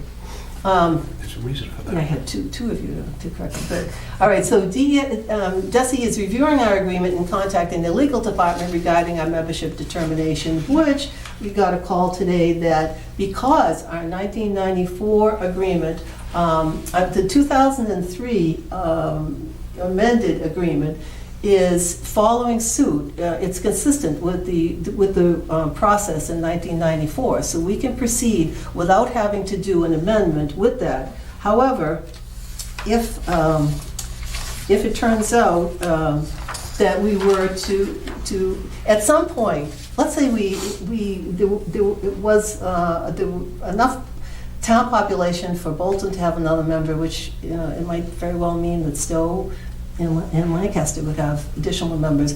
The very first part of Section 1 would need to be amended, the language, and that would mean an amendment of the whole agreement when you amend any. So what DESI is doing is looking over our whole agreement, because this is something they do for districts to see if we're still in compliance with any laws, if there are any laws, and they'll let us know. It's going to take them a little while, and at that point we could decide to do an amendment. However, the advice of the legal department right now is that as we proceed, and what we would like to do, you know, and what the recommendation is that we would, so we would vote tonight to authorize contacting the town clerks, formally requesting the annual census certified numbers. We would review those numbers as soon as possible, like, let's say the next meeting would be great if we could do that. However, then this would be more or less a catch-up because, you know, 2006, 11, 16, you know, we didn't, somebody didn't do it. But then we would get back on board and do it again next year. But that what we would do is, if it turns out that we are adding, then we would have, it's not an amendment, we just have some language there that would be explaining the process, and that's what my recommendation is, that we go forward. So, questions? Mary, can you go back one slide? Oh, sure, that's easy Yeah. for me, until I turned it off. Okay, that one? I just want to set. Forward one. Yeah, I just want to set up a couple of things too. Okay. So, one, so I guess something for Desi. I'm a little confused as to how we would have to have an amendment in some cases, which requires a town vote in order to be in compliance with the law. Like, if it's the law, what's the town going to do? Vote it down? But then also, I think that when a number of us started looking at the regional agreement and we saw that phrase, we all thought, oh, it's math, this is fairly straightforward. I was guilty of it myself. I was like, oh, that must mean this. And then as more people got involved, we started to realize there was an element of interpretation to this. And I don't think any of us want to be Supreme Court justices where we're interpreting the original intent of the person that wrote it. And that was sort of the decision of like, all right, let's take this to DESE. They do this kind of stuff all the time. They're our governing body, really. So let's pass this off to them. It will be objective because it is still math in the end, but kind of wanting to put it in their hands. And then also, if we were doing this on a regular basis, I don't think that we would need to bring this forward into such a discussion, even to authorize votes and things like that, because it's in our regional agreement. It's sort of within our authority by the regional agreement. However, because we have no record of it happening in the past for so long, I want to be really clear that there's a record of it this time, so that, 20, 30 years from now, if somebody's looking back, they can say, oh, here's meeting minutes, here's a vote, just so that it's super crystal clear and we're almost overdoing it a little bit until we get back on track and this becomes a regular part of the process moving forward. So, Okay. question. We also have to obey the one man, one vote rule. So that, for example, if we decide, let's say Stowe has 10,000 people and Bolton has 5,000 people and Lancaster has 8,000 people. If we went to the 1 to 1,000 relationship, it would be 10, 5, 8 on the school committee. Or we cut it in half and we did 5, 2.5, 4. I don't know how we do the half a person, but does that supersede this other kind of calculation? Because the one man, one vote, obviously Congress reapportions how many of those 435 people get represented by people based upon every 10-year census.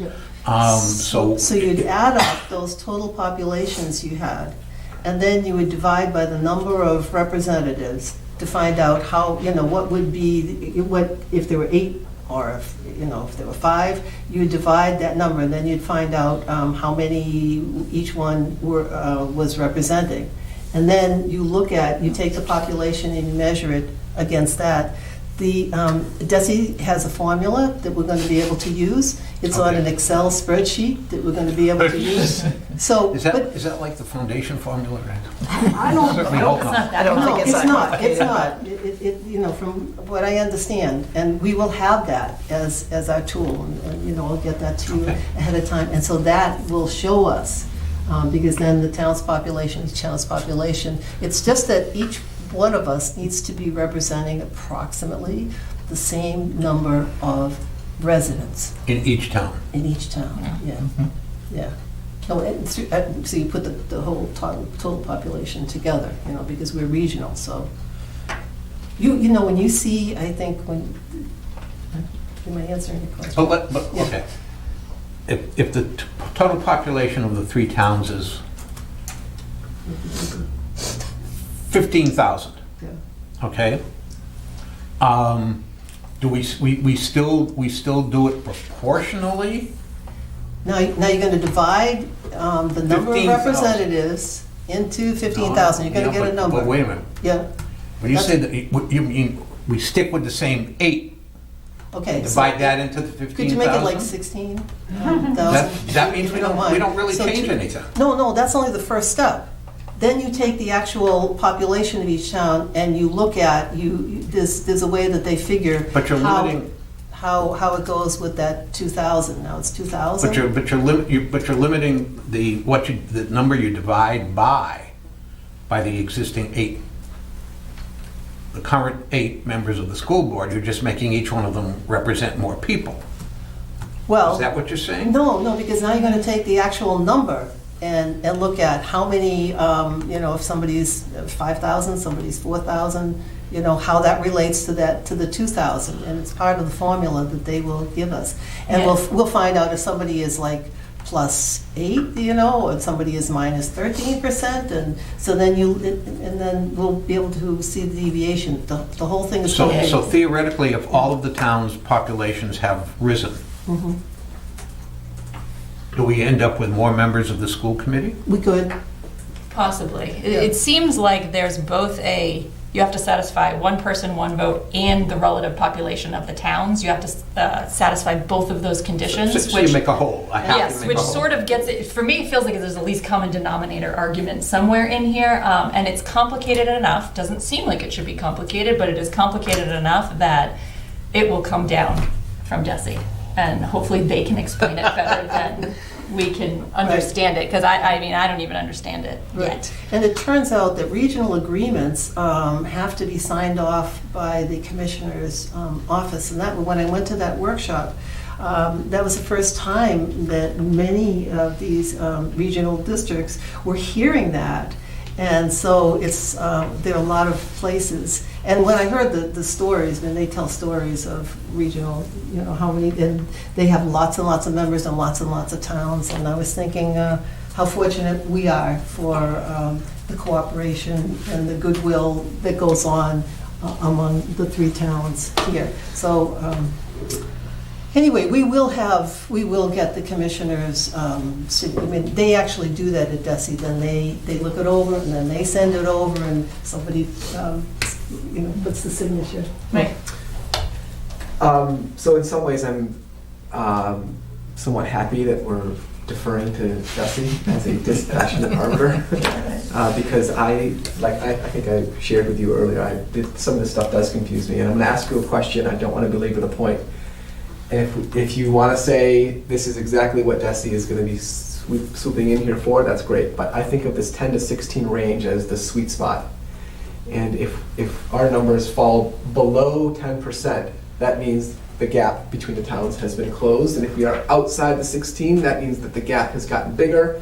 And the 10 to 16 means business as usual, status quo. Does that seem right, so that I can anticipate when we hear back from DESE that that's how I will be able to interpret what they've given us? Is that what I can expect, or do you not know? I don't think so. Yeah, No. I don't Okay. think so.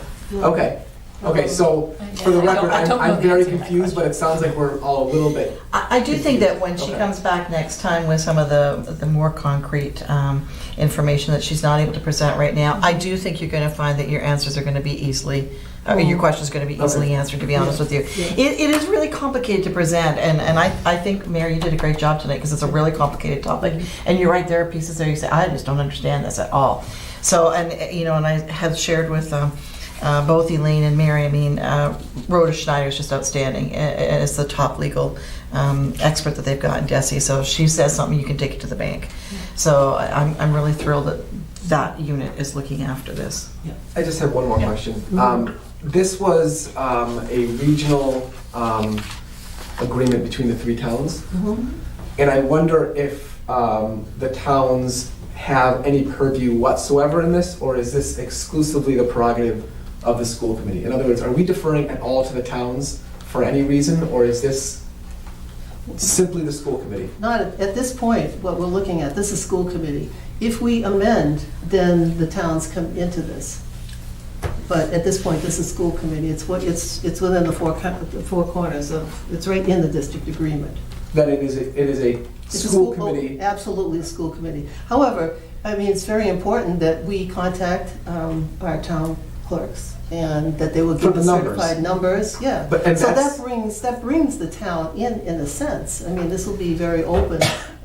Right. You know, there's no fudging numbers. No, that's not what I was inferring. I just want to be clear that the only, from your understanding, the only deference, I guess, to our towns would be to request those numbers, Mhm. not as a mechanism to solicit feedback or No. any kind of voting or anything like that. No. Okay. I just wanted to be Yeah, clear. I don't think so, because we're talking about MGL. Like, this is bigger than Neshoba. Okay. This is a statewide issue, so I don't think that if our towns could vote to change it and say, we only want one person from each town on the school committee, like, I think the state would say, no, you can't do that, it's against the law. Mhm. All right, so at this point, we wanted to give this update because there has been a lot that's actually going on. And I could entertain a motion for what we should do moving forward. Steve? I move to authorize Dr. Mary McCarthy to request certified census populations from our member towns and to serve as the school committee liaison for the population review process with all outside parties until the process is complete. Thank you. Do I have a second? I'll second. Okay, Will this be done by town meeting? Oh, I really think that. Because, well, actually, it has to be done by opening the election time Well, period if we have. I really think that more or we'll be, less. if things go as I hope they will, if Pam Powell and her readiness to give numbers is an indication of what the other town clerks may do, I'm hoping that we could do this at the next meeting, have the numbers, Outstanding. and just settle this at the next meeting. And so that would give plenty of time to the towns to, if there are additional election members. process, yeah. Yes, yeah. yeah, given there's already been a back and forth with Desi, I don't see this taking a long time. You never know, but she's already made the contacts and knows the people, so. Okay. Can I request that the motion be read again? Move to authorize Dr. Mary McCarthy to request certified census populations from our member towns and to serve as the school committee liaison for the population review process with all outside parties until the process is complete. Okay. Any questions on that? Okay. We'll just vote and then I'll let you. All those in favor? Any opposed? I can vote. I vote in favor, yes. All I didn't right. know if it was called. We had a hand in the back of the room. I Yes, don't the know if motion you know. passes. So Okay. I'm going to allow it, yes. Yes, Dawn? Well, as the town administrator, I would have expected to be allowed to participate in this discussion. This is on the agenda tonight at the request of the Bolton Board of Selectmen. Well, it's a school committee process, and within the regional agreement, it says this is the school committee's process, so we're just trying to follow along with what the regional agreement says. I understand what the regional agreement says. There could be some texture lent to this if the town was allowed to participate. I wasn't even aware of this material being presented tonight until a parent informed me of it, and I pulled it down from the packet. So I was able to sit with the town clerk today and review this material with her, so one would hope that we would be allowed to participate. Okay, we can talk after the meeting then. Well, I'm not here to talk after the meeting. I would have expected to talk on TV now. Okay, well, this is our school committee business meeting, so it's not a public forum. I understand it's not a public forum, so am I to inform the Board of Selectmen that the town administrator, on their behalf, was not allowed to participate in this conversation? I'm not sure what you're saying, but I would like to talk to you after the meeting about it. That's not after the meeting. This is a public discussion. No, And it's not. Of the school, it's a discussion of the school committee. Okay, so this is a first. So when something affects the town, the town administrator has always been allowed to offer insight, and that's being denied tonight, and I'd just like that made clear. This is just an update to the school committee. We don't even actually have any information from Desi or anything that would result in an impact to the town, so It's definitely an impact to the town. it might be an impact to the town. We don't know that yet, and we'll bring that up in the next meeting. So at that. Thank you very much. Thank you. I'm going to, unless anybody has anything else, I'm going to move Well, on. I was just going to say that I think that because nothing has actually been decided tonight, that the conversation at our next meeting will actually be far more important to the town administrators. And Yes. so should we maybe invite conversation, or do they have a role to play? I think we probably need some guidance on that, maybe from Dorothy or... I don't know whether it's Dorothy in this case, to be honest with you. I think it really gets back to the DESE.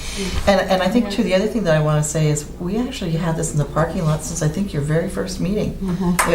This wasn't on the agenda tonight specifically as a result of the Board of Selectmen. This was something that we've had in the parking lot for a while now, and you've been looking into it for a while now. It isn't just like the last week, and I mean, we referred to the fact that you went to the MASSMESC conference and went to sessions on it, so to be honest with you, this is a school committee function that you've been continuing to work away at for several months now.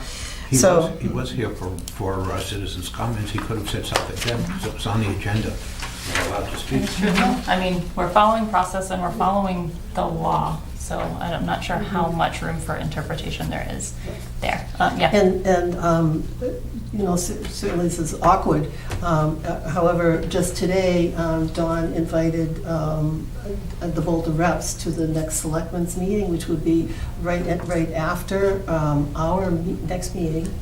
And so, but I would certainly, you know, want to make sure, at least on my part, if we're all set to go with agenda, that Don would know about this for the next meeting, because he's been here for a couple of meetings, he might like to be here for that. But in any event, I will be specifically reporting to Selectmen. Mike isn't able to be there, but Mike and I can talk ahead of time, and I'll report to the Selectmen and give them, you know, an update on what we decide as we look at the numbers, because it's going to be a lot more concrete then.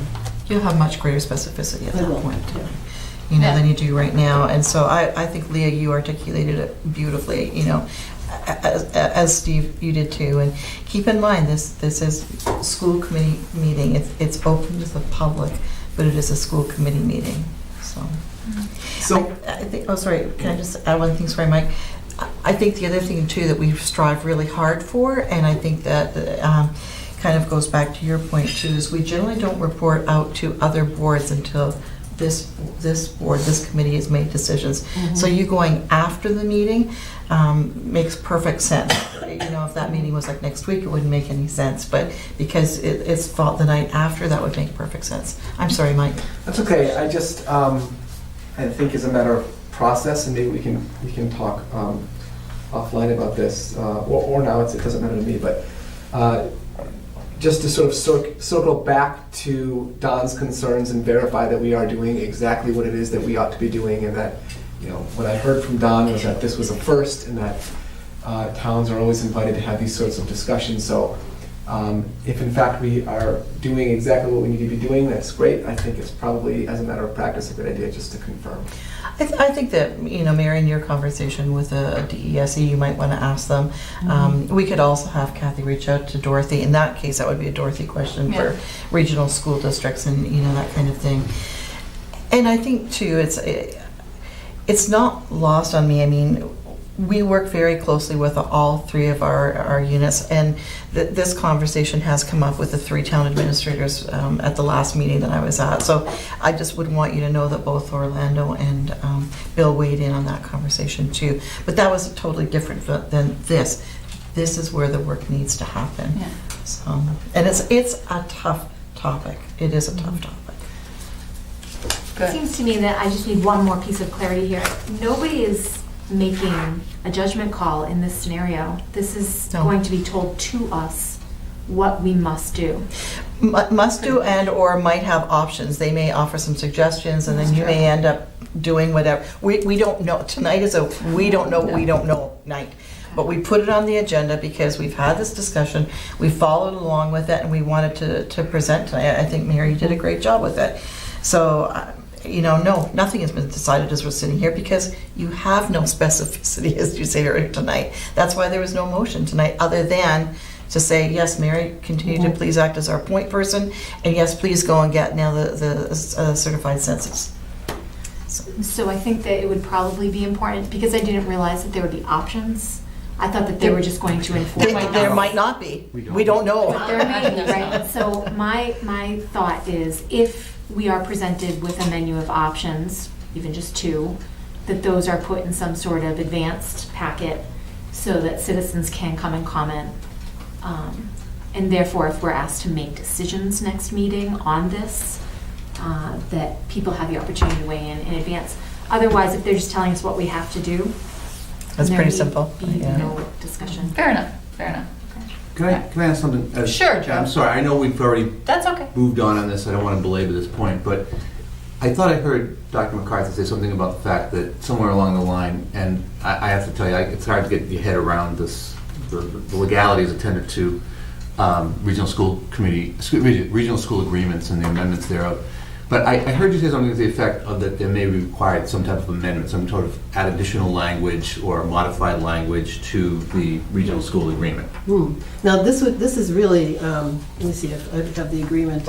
It's really kind of simple. If we follow the formula, which we're going to do, and let's say it means that there's another Bolton representative, and there could be more representatives from Stowe and Lancaster too, then the first paragraph talks about the fact that there are 3 from Lancaster, 3 from Stowe, and 2 from Bolton. I mean, this seems like such a simple, it's just, you would have to have section 1, you would have to have that be in accordance with whatever were decided, because D talks about the fact if it turns out that there's a need for more members, that should happen at the subsequent town elections.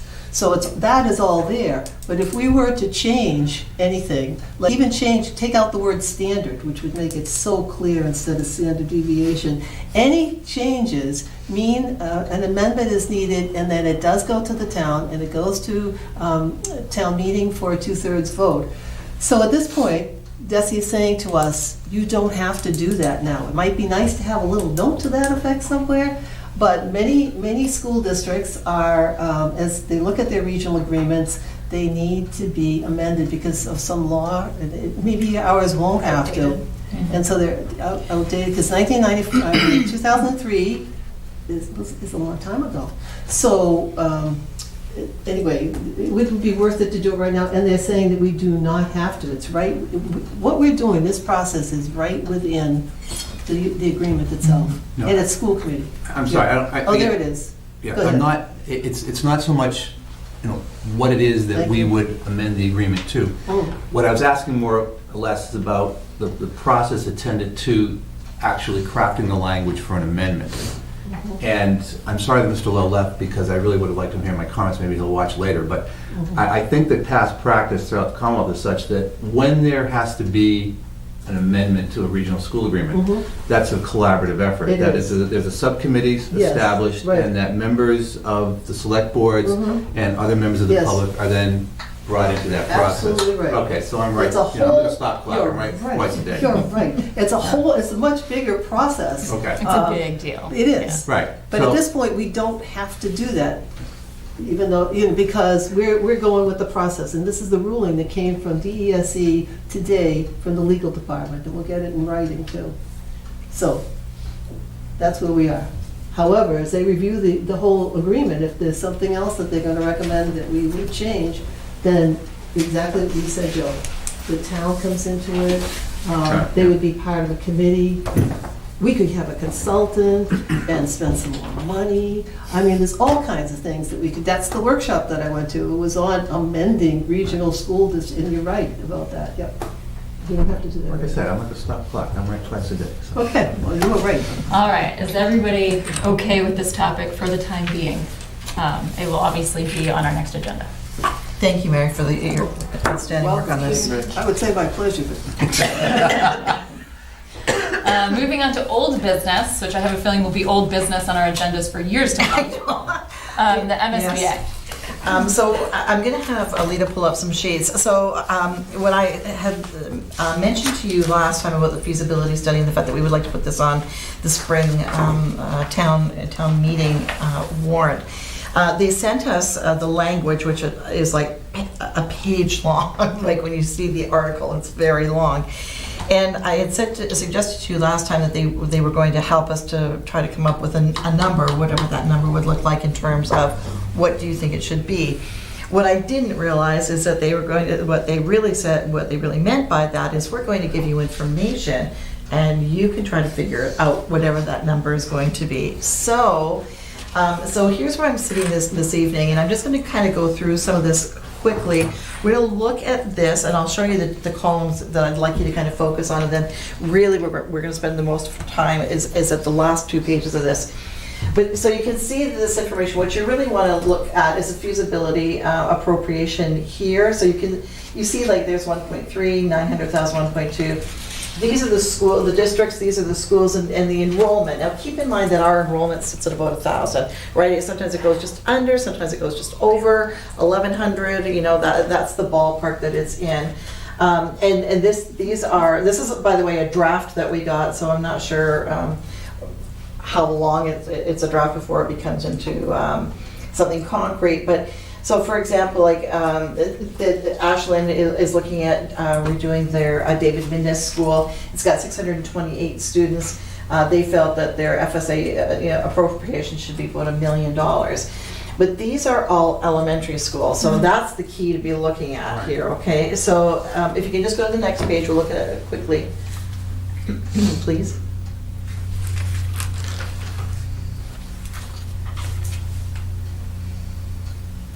Okay, so we'll stop there. Thank you. Again, these are all elementary schools. And you can still see the numbers there, you know, anywhere from, and I'm willing to, like, when you take a look, I mean, this enrollment was 170 students. I mean, so you're looking at a much smaller building than we're looking at doing.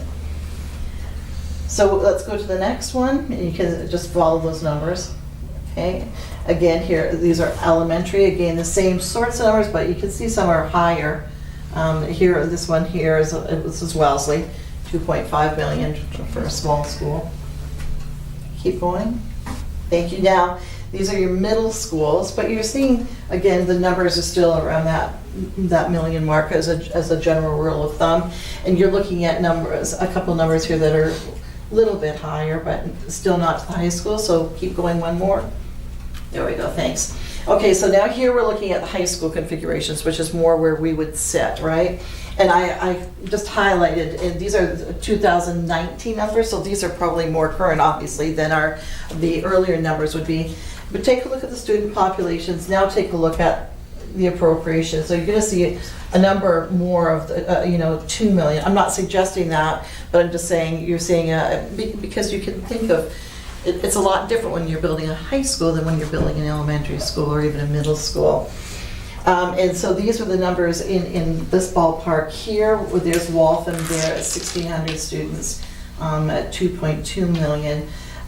So taking a look up closer towards our numbers, there's not a lot here, but this was in 2017, Nauset with 1.3. There's Sharon with 1,100 at 1.9. Going down a little bit more, just a little bit more. Rita, thanks. And this is Worcester. These are the 2 schools in Worcester. Go down to the next page. Thanks. And here again, I mean, here's Bristol Plymouth, just under $1 million in 2019. Here's Northeast Metro, 2019, $1 million and around 1,200 kids.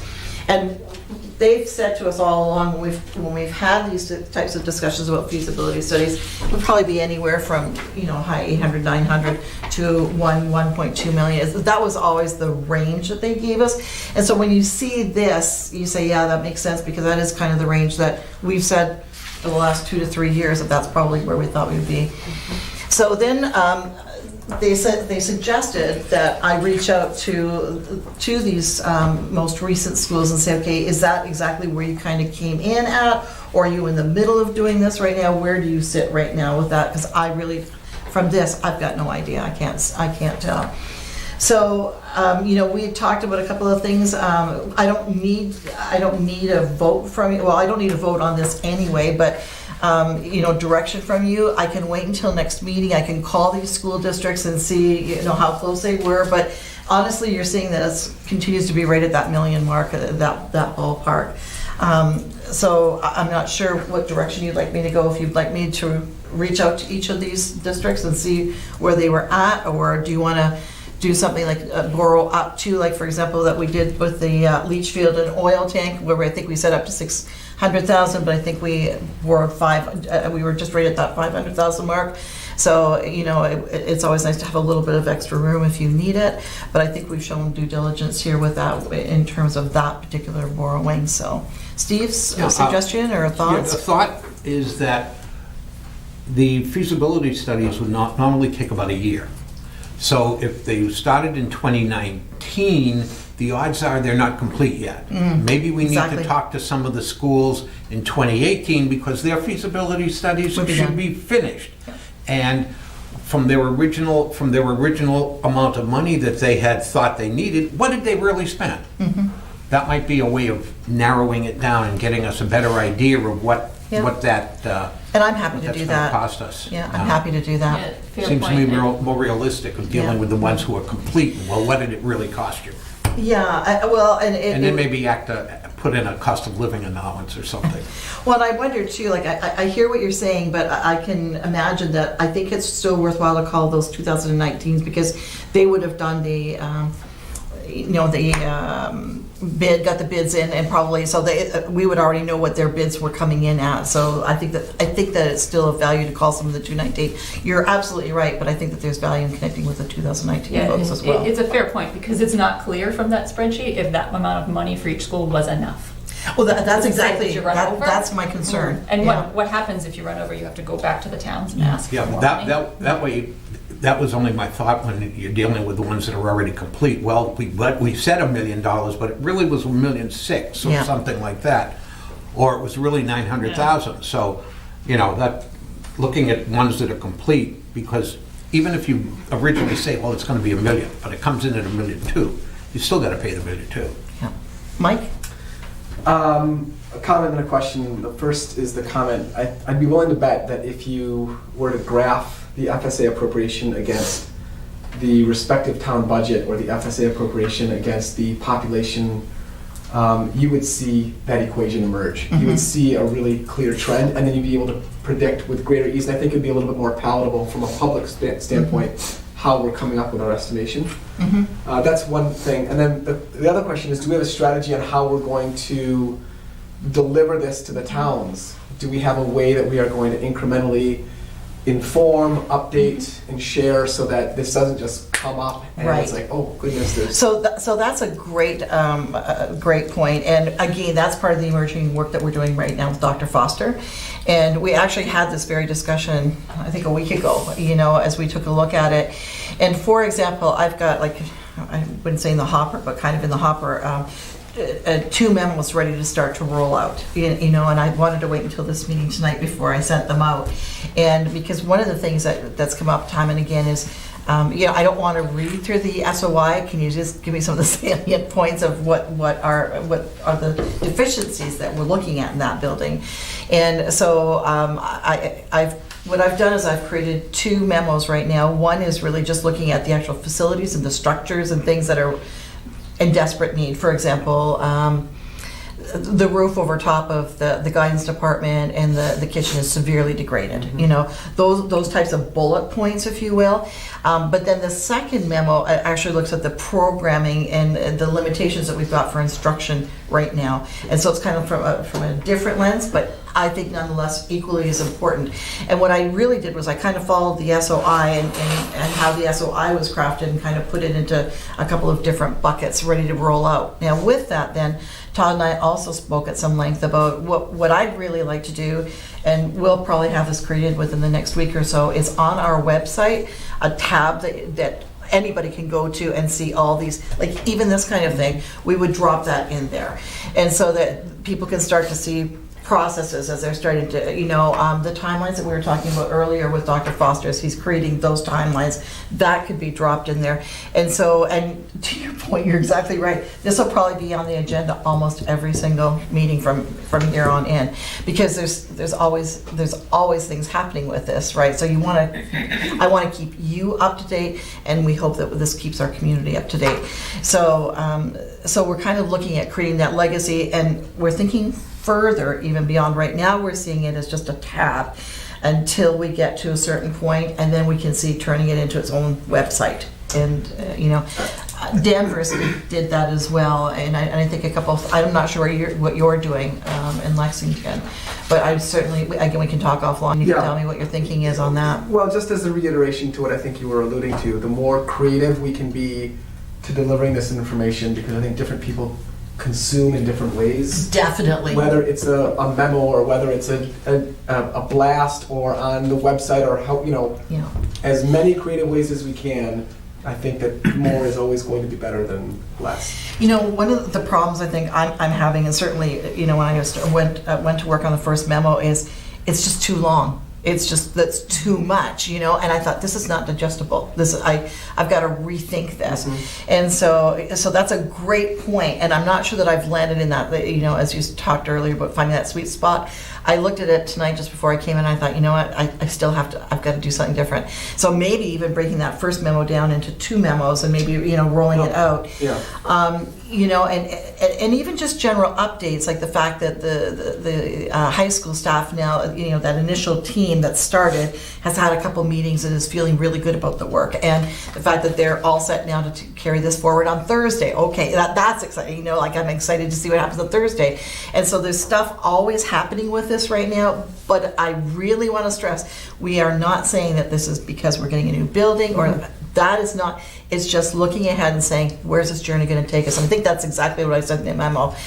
The journey is just exciting. We'll see where it takes us, If it were me, and she said so herself, I would turn this over to Grace Fiore and let her create a digital magazine, a print magazine, and be able to disseminate very well-designed and well-thought-out information that way.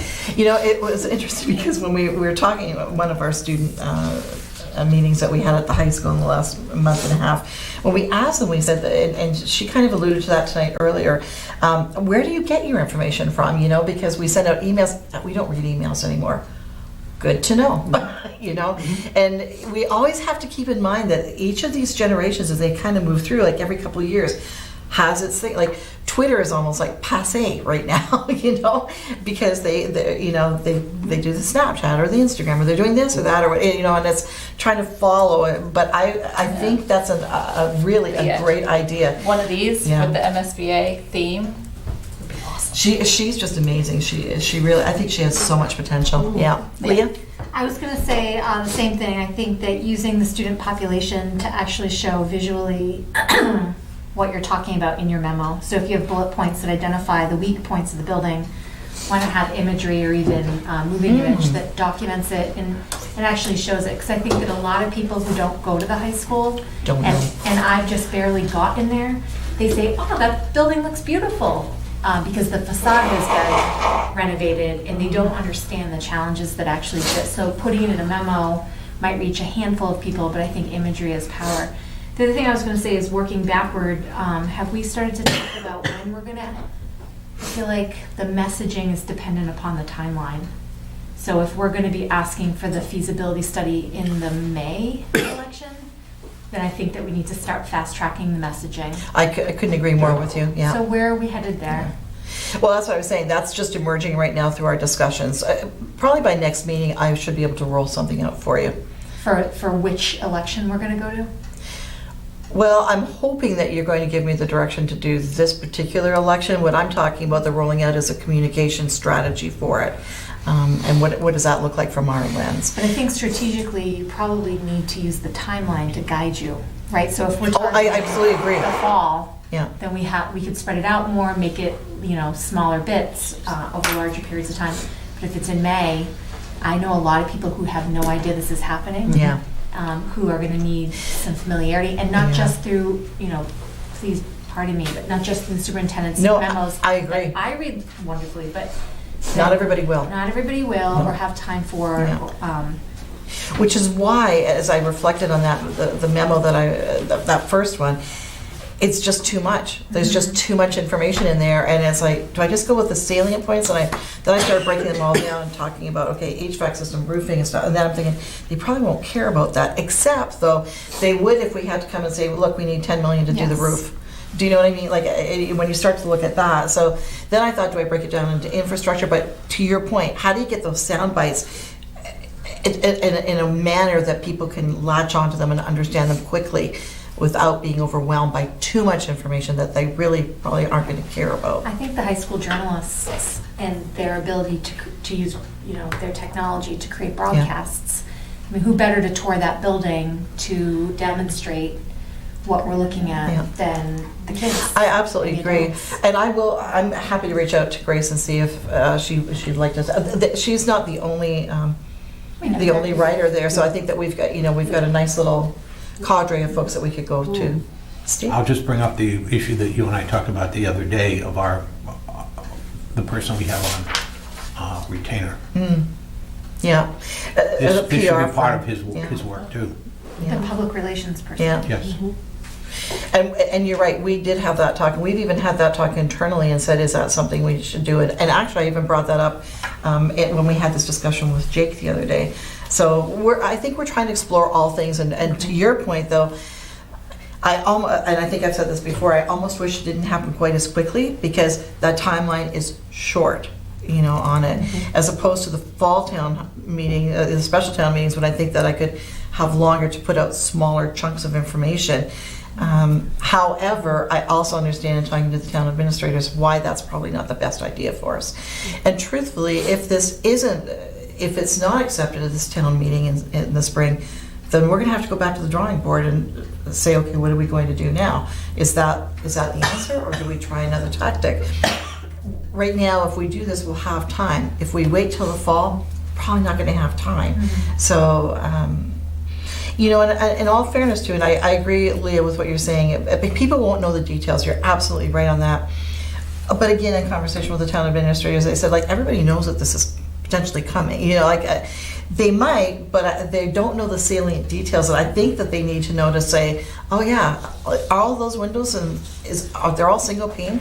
That's why it doesn't retain the heat, or the grease trap doesn't meet the student population. Oh, that's why it always backs up. All those little things that are going to be expensive fixes if we try to go back after them. So yes, I'm hoping that at next meeting I can roll something out for you to say here's, and by then I'll have sent out my first memo, and I will reach out to our good friends at the Chieftain Press. So I just wanted to echo that, Elaine's idea and what you're talking about too. Grace and the Chieftains, she's already talking about in the positivity column, that the MSBA updates. So getting enough information to them, not that they have to do our work or Jake's work for us, but then seeing how they do this might give some insights on things that you could use. And so they would be, the Chieftains would be doing their own work as journalists, but with the information, because, again, we have people who could do that work too on this level. But I think it could all work really well together. I completely agree with you. Yeah, it's exciting. It's really exciting. Just to throw another population in there, the alumni. Oh, didn't even think about alumni. Because they've been through the school. They know the problems that exist there. The cold in the winter, the hot in the summer, the leaky ceilings and everything else, and that could be a very strong, positive group. I give our students and staff so much credit at that building, and like I say, when that young man was talking about wearing his jacket into the classroom, and I was thinking, as I was explaining, I think I shared the story last time of the folks from New York going down to that locker room where all those jerseys were hanging up, and the smell was just so overpowering, and all the adults as we're walking down were there are children, all the students in and out and doing, all the adults were struggling with the odor that was down there. Our children are so resilient. It's just amazing. But I agree. I think that's an interesting target audience I didn't even think of. So just want to bring it back to the amount of the appropriation. I know we don't have to make a decision on this tonight, but does anybody have any more thoughts or questions or information they're looking for? Yeah. Just thinking perhaps not all feasibility studies are created equal. So maybe that amounts to the difference. I'm also noticing that there seems to be no correlation between the feasibility study cost and the cost of the building. I noticed that as well. Yeah, I found that very interesting too, yeah. So, It was an interesting set of data points to look at, really. Have we had any input from our towns on their thoughts on appropriations for the cost? The amount? Yeah. No, because we've, and I think it's because we haven't had discussion, because we've always said it's probably going to be between that 800 and 1.2 million. I think that's kind of what we always thought, so I don't think we had any, well, I know we haven't had any real discussion to say this is the amount, or, you know. Okay, but when that range has been put out there's been sort of a mild consensus that we're in the right ballpark? Yeah, Okay. yeah. Okay. They'd be very quick to tell me if it was. I would hope so, yeah. Any other questions on that? Yeah, I have a quick Yeah. question. So, let me just try to understand. So, your recommendation is that we are going to target the Maytown meetings for approval for the funding, the lending, for the... For the feasibility study Okay. funding. We can't start it yet, but we can get the funding in place. And just playing somewhat a little bit of devil's advocate here. That's okay, So please do. You're suggesting that we need a feasibility study, but, and if I hear you correctly, we're not entirely certain what it is that we're looking to do. That's correct, because actually you're spot on, so let me see if I can connect the dots so differently for you. So the feasibility study, we're not going to have any choice in the feasibility study. Like, we have to have one done. So, and part of the rationale for that is because they will, during that process, they will offer likely more than one option for our three communities to think on, to ponder. But it really depends when they get into the depth, when the feasibility, the folks that do the feasibilities really get into the depths of that building and see what's really broken, what's really, I mean, we have a flavor, but they'll see it through their expertise, their lens. And so, for example, they may come back, I don't think that this is what they would do, but they may come back and say, you can't do anything else with this building. If you're gonna do anything, it has to be new. They could. I don't think that that's what they're gonna do, but they could. Or they could come back and say, well, here's option one, you just take it down and build new. Or option two is, you clearly don't have appropriate science labs. You clearly don't have proper circulation and air handlers in your gymnasium and your locker rooms and that kind of thing. So maybe we just do a different design. So that's one of the reasons why you have the feasibility study done, so that it offers one or two options to you. So, you're looking at a range somewhere between 800,000 and 1.2 million? That's what they have suggested previously as like when I was going through the SOI process, is numbers just to keep in the back of your mind that that's probably where it's going to be at. And when I saw this kind of said, yes, that's probably the ballpark. But I don't really know, because I really do want to go back now and connect with these folks and for the very questions that have come up tonight. We don't want to get it wrong.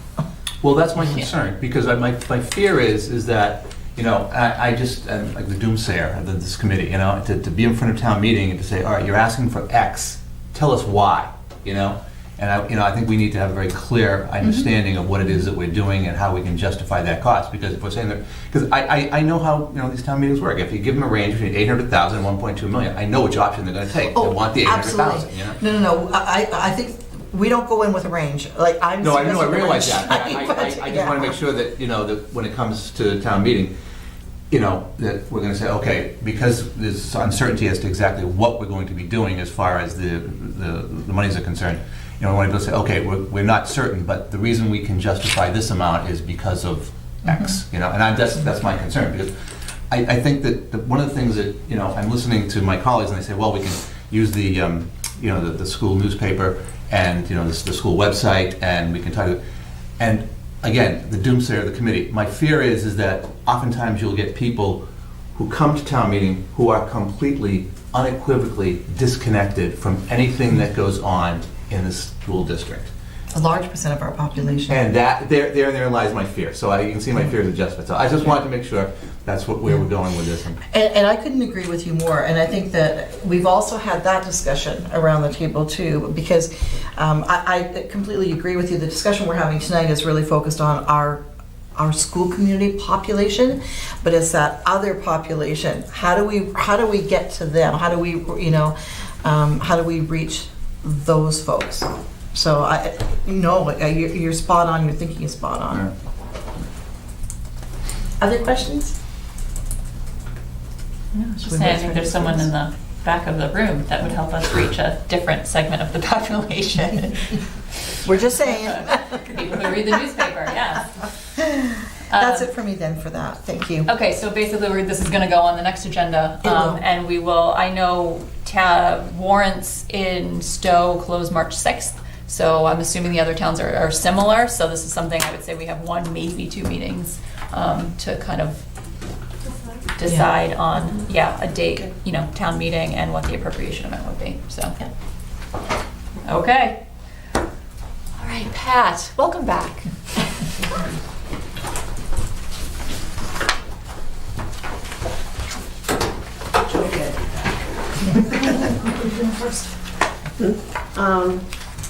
Do the results of operations.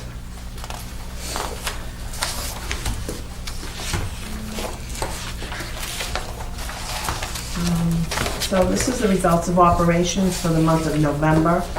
I don't have December completed yet for various reasons. I'm doing some projections, utilities, and some other things. It's taken a little bit more time. And with the budget process, I just couldn't complete it. And the preparation for the audit. The auditors are in? My auditors are, not my auditors, our auditors are in on Monday. So For this last year. Okay. So it's busy season. It's very, very busy in my office right now. So does anybody have any questions about November's results of operations? As you can see, things are starting to change a little bit after we've been in school for a couple of months. I don't think that there's anything that has changed significantly from the prior month, so. In general, what's the most volatile account? Is it facilities?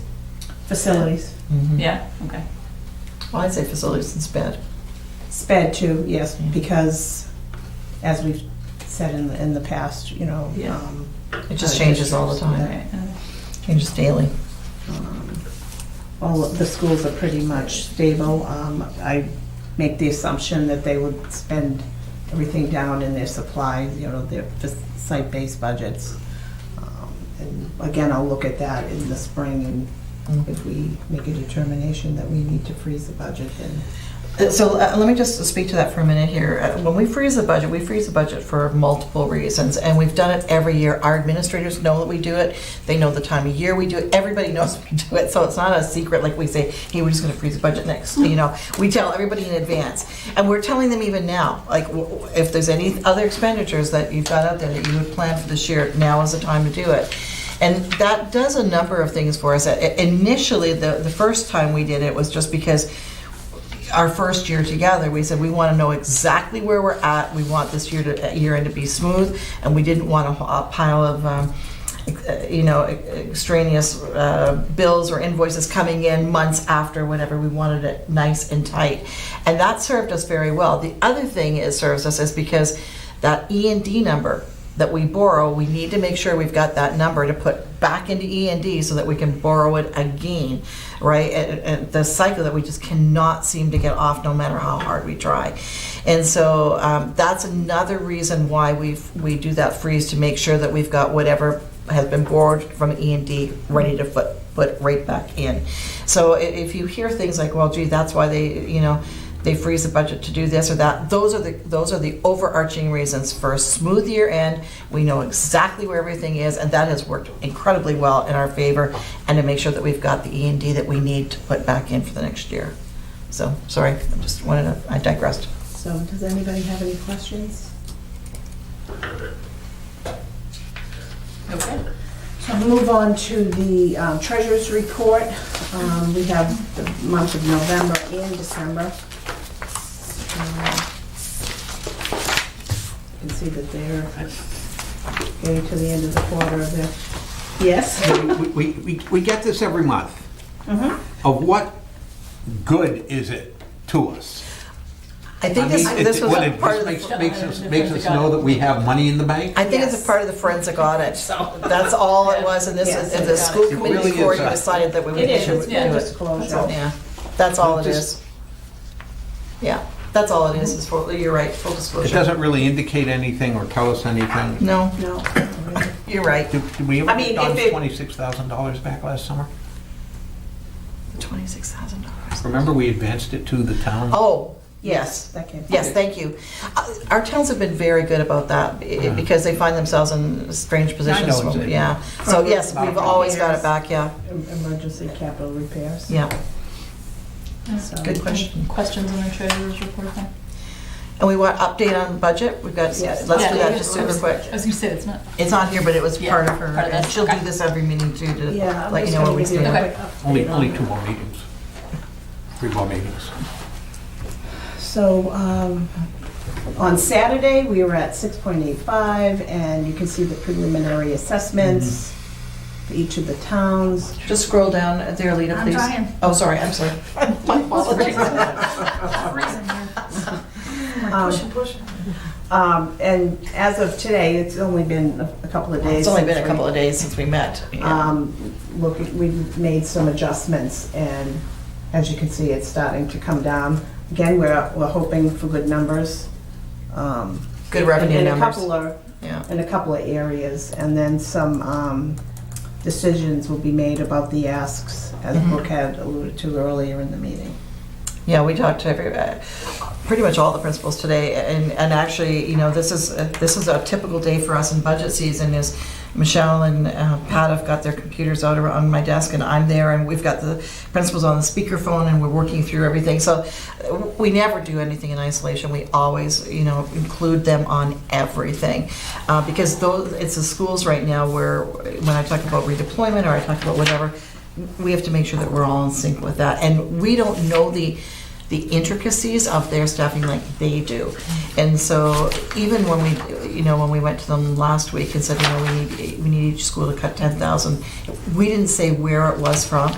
We said, you choose where that comes from and we'll honor that. And that's what we did. And so they all submitted theirs, and then that was all re-inputted back into the program. So that's where we sit right now. So we'll continue to work at it, of course, for the next 2 weeks. And by the time you come back, we'll have a new number for you next time. Any questions? Okay. Thank you. Keep plugging Thank along you. with the budget. Thank you. Subcommittee reports. Budget warrant has nothing? Nope. All right, personnel. Personnel's meeting a lot. It's a good thing. Personnel met yesterday, I think for the second or third time this month. And we continue to evaluate the communication plan without the superintendent. At our next meeting, we're going to be inviting the superintendent and sort of share ideas of how we move forward with the plan. Okay. And policy. Hello. The policy subcommittee met Monday, and we discussed a few different things. Thing one is policy JIB, student voice and decision making. So we're waiting for Brooke to kind of tee us up with the student leadership organization of the high school to just have maybe a conversation. I think Kathy talked to you about that, or was going to talk to you about that, about helping us meet with Kimberly, who I think is the leader over there. Right, yes, and Kathy and I have had that discussion, just so you know. Yeah, she did a great job. And so just meeting with them to converse about how they would like to see the school committee representative from the high school maybe evolve, so that we can better incorporate student voice into our decision making. We also talked about the school calendar and making it more culturally sensitive and including various religious observances so that the schools can plan around that to the best of their ability. So that's ongoing. Ideally, we could even just include like a list of the high holidays in each of the various religions on the calendar so that teachers can even see it, so they don't plan major field trips or things of that sort on those days. We also are in conversation with MASC about our harassment policy and how we can keep it not only in line with Mass General Law, but also make it useful for our schools, considering all that we've experienced this year, and making sure that our sexual harassment policy is useful and appropriate for not only the adults in the building who are employees, but the young adults in the building who are students. Okay, thank you. Any questions for anybody about any subcommittee work? Oh, I will say one final thing is that MASC has, I just got a bulletin that said, and I haven't talked to Kathy about this yet, but they passed down some guidance on citizen comment and how that policy should be renovated or tweaked just a little bit. So I imagine that at our next meeting, which is next month, we will converse about that guidance. Yeah. Which, you know, they basically set policy for all the schools, and I'm sure that we would adopt it and inform. I would agree. Yeah, I made a note for that for next meeting. And then I have some CPAC events to announce. First, on Sunday, February 9th, there's going to be a CPAC parent social at Slater's in Bolton from 5:30 to 8. That should be a good time. On Tuesday, February 25th at Center School, there'll be what parents should know about executive function skills. That'll be a presentation with a guest presenter.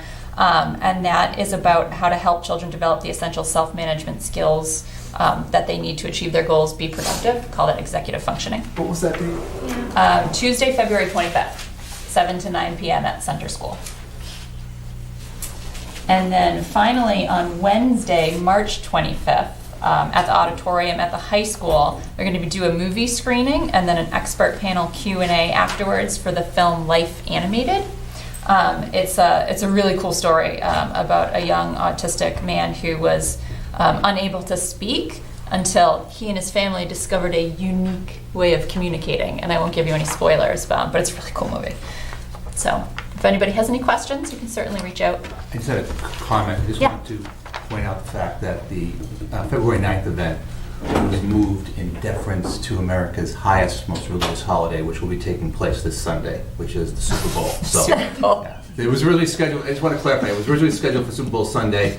There was some pushback from some of the parents who wanted to attend and said, well, we can't attend that event. Put that on the calendar. Yeah, so it was moved. So if anybody, Good to know. because it was announced earlier, if there's any confusion, not that anybody's interested, but it was moved, so we, in deference to the Super Bowl. Okay, now they know why the event space was probably really cheap.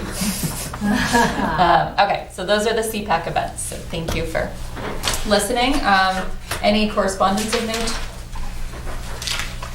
All right. Consent agenda.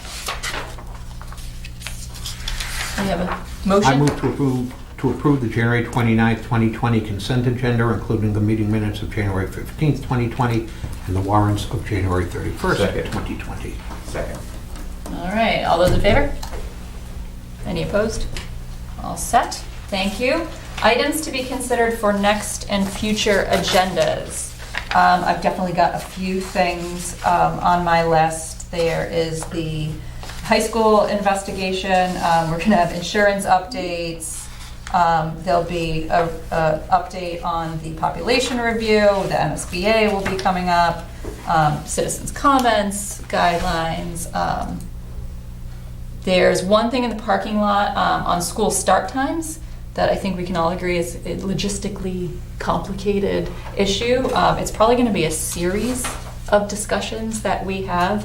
I don't think that we have enough information to even have the first set of those discussions, but if you have questions or information that you would want to see in order to have the discussion or start the discussion, start sending those to me.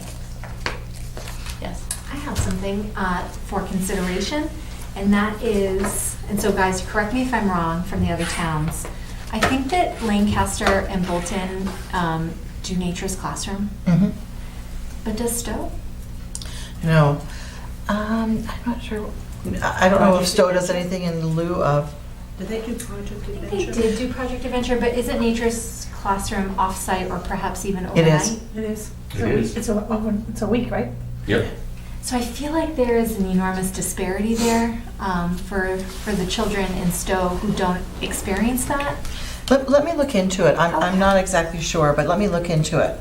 And then the other thing that is slightly connected to that, but a little different, is in talking with some parents who have recently seen their kids merge into the high school, wondering if we could do some thinking around ways to help that merger be a little bit more seamless. I know that for kids who play sports, it tends to be easier because they've been perhaps playing lacrosse with the other towns on similar teams for soccer or baseball, etc. But for kids who don't play sports, and I assume that's a very large percentage, they are coming into this environment without any kind of programming that has been pre-done to mix the populations in meaningful ways, which I think other regional systems do. Oh, that's really interesting. I'll look into that as well. Yeah, it would be good to know what the process is for our 8th graders and how they transition into high school, what that We looks do like. a lot of work in transition, but not the type of work that you're talking about. Not like team building Yeah. and things like that. There's nothing, I was actually really surprised. What I did see happen is, and I know that this happened with Kyle Grady's school in particular, but it probably happened elsewhere, the Washington DC trip did an amazing job of helping that group of kids coalesce and feel like really strong together. And but I would love to see that happen across the 3 towns prior to them going to school together. They do one orientation a couple of days prior to school They starting. do. Yeah. That's very academic oriented, and my son said that there wasn't a lot of purposeful mixing. Right. We'll look into it. I'd just like to request, as I have in the past, sort of an ongoing update on where our high school is at with regards to culture and climate.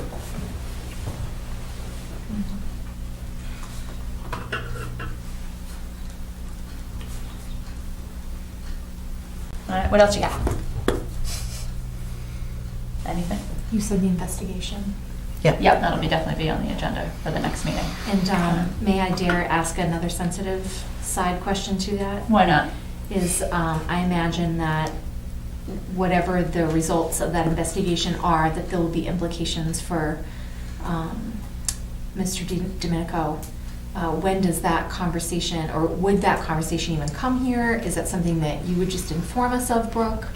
So that's a really good question for a number of reasons. But let me just put a couple of thoughts out there. First of all, and these are going to seem random, but they're actually kind of all tied in. I mean, one of the things that we do at this time of year always is start to look ahead to staffing for the next year, right? So, I mean, to think that staffing is not on our horizon would be absolutely untrue. So we're already thinking ahead, what is this going to look like, what not. In terms of, and I know I've said this to Kathy before too, I will be upset if there are things that can be said that I wasn't allowed to say during that time period. So I'm kind of curious to see, just as a bystander to all of this, because I'm not involved in it at all, how they're going to approach, how you will approach being able to talk about personnel issues in a public forum when I wasn't allowed to talk about personnel issues in a public forum. So it's kind of a weird space to be in. Mm-hmm. But so again, that's kind of random thought. So that's kind of over here. But my focus right now has to be looking at next year and what's going to happen. During this interim period, though, just to be clear, I can't have any communication at all with Mr. DiDomenico. Mm-hmm. So I haven't had any communication with him since, actually, I think since the day he left. So, and I can't until this wraps up. And only then can we make decisions based on whatever, whether there's anything negative or positive or whatever. I have to wait and see. So I'm at a total standstill, even though we are looking ahead and saying, what is this going to look like? Okay. So, so there's lots of thinking going on right now. So it's sensitive, but in all the normal ways it would be sensitive, because you just can't talk about personnel in a public venue, or even executive session. So I'm going to be curious to know how that, I'm going to learn from this because it'll be different than I've been, that's been ingrained in me through this time period.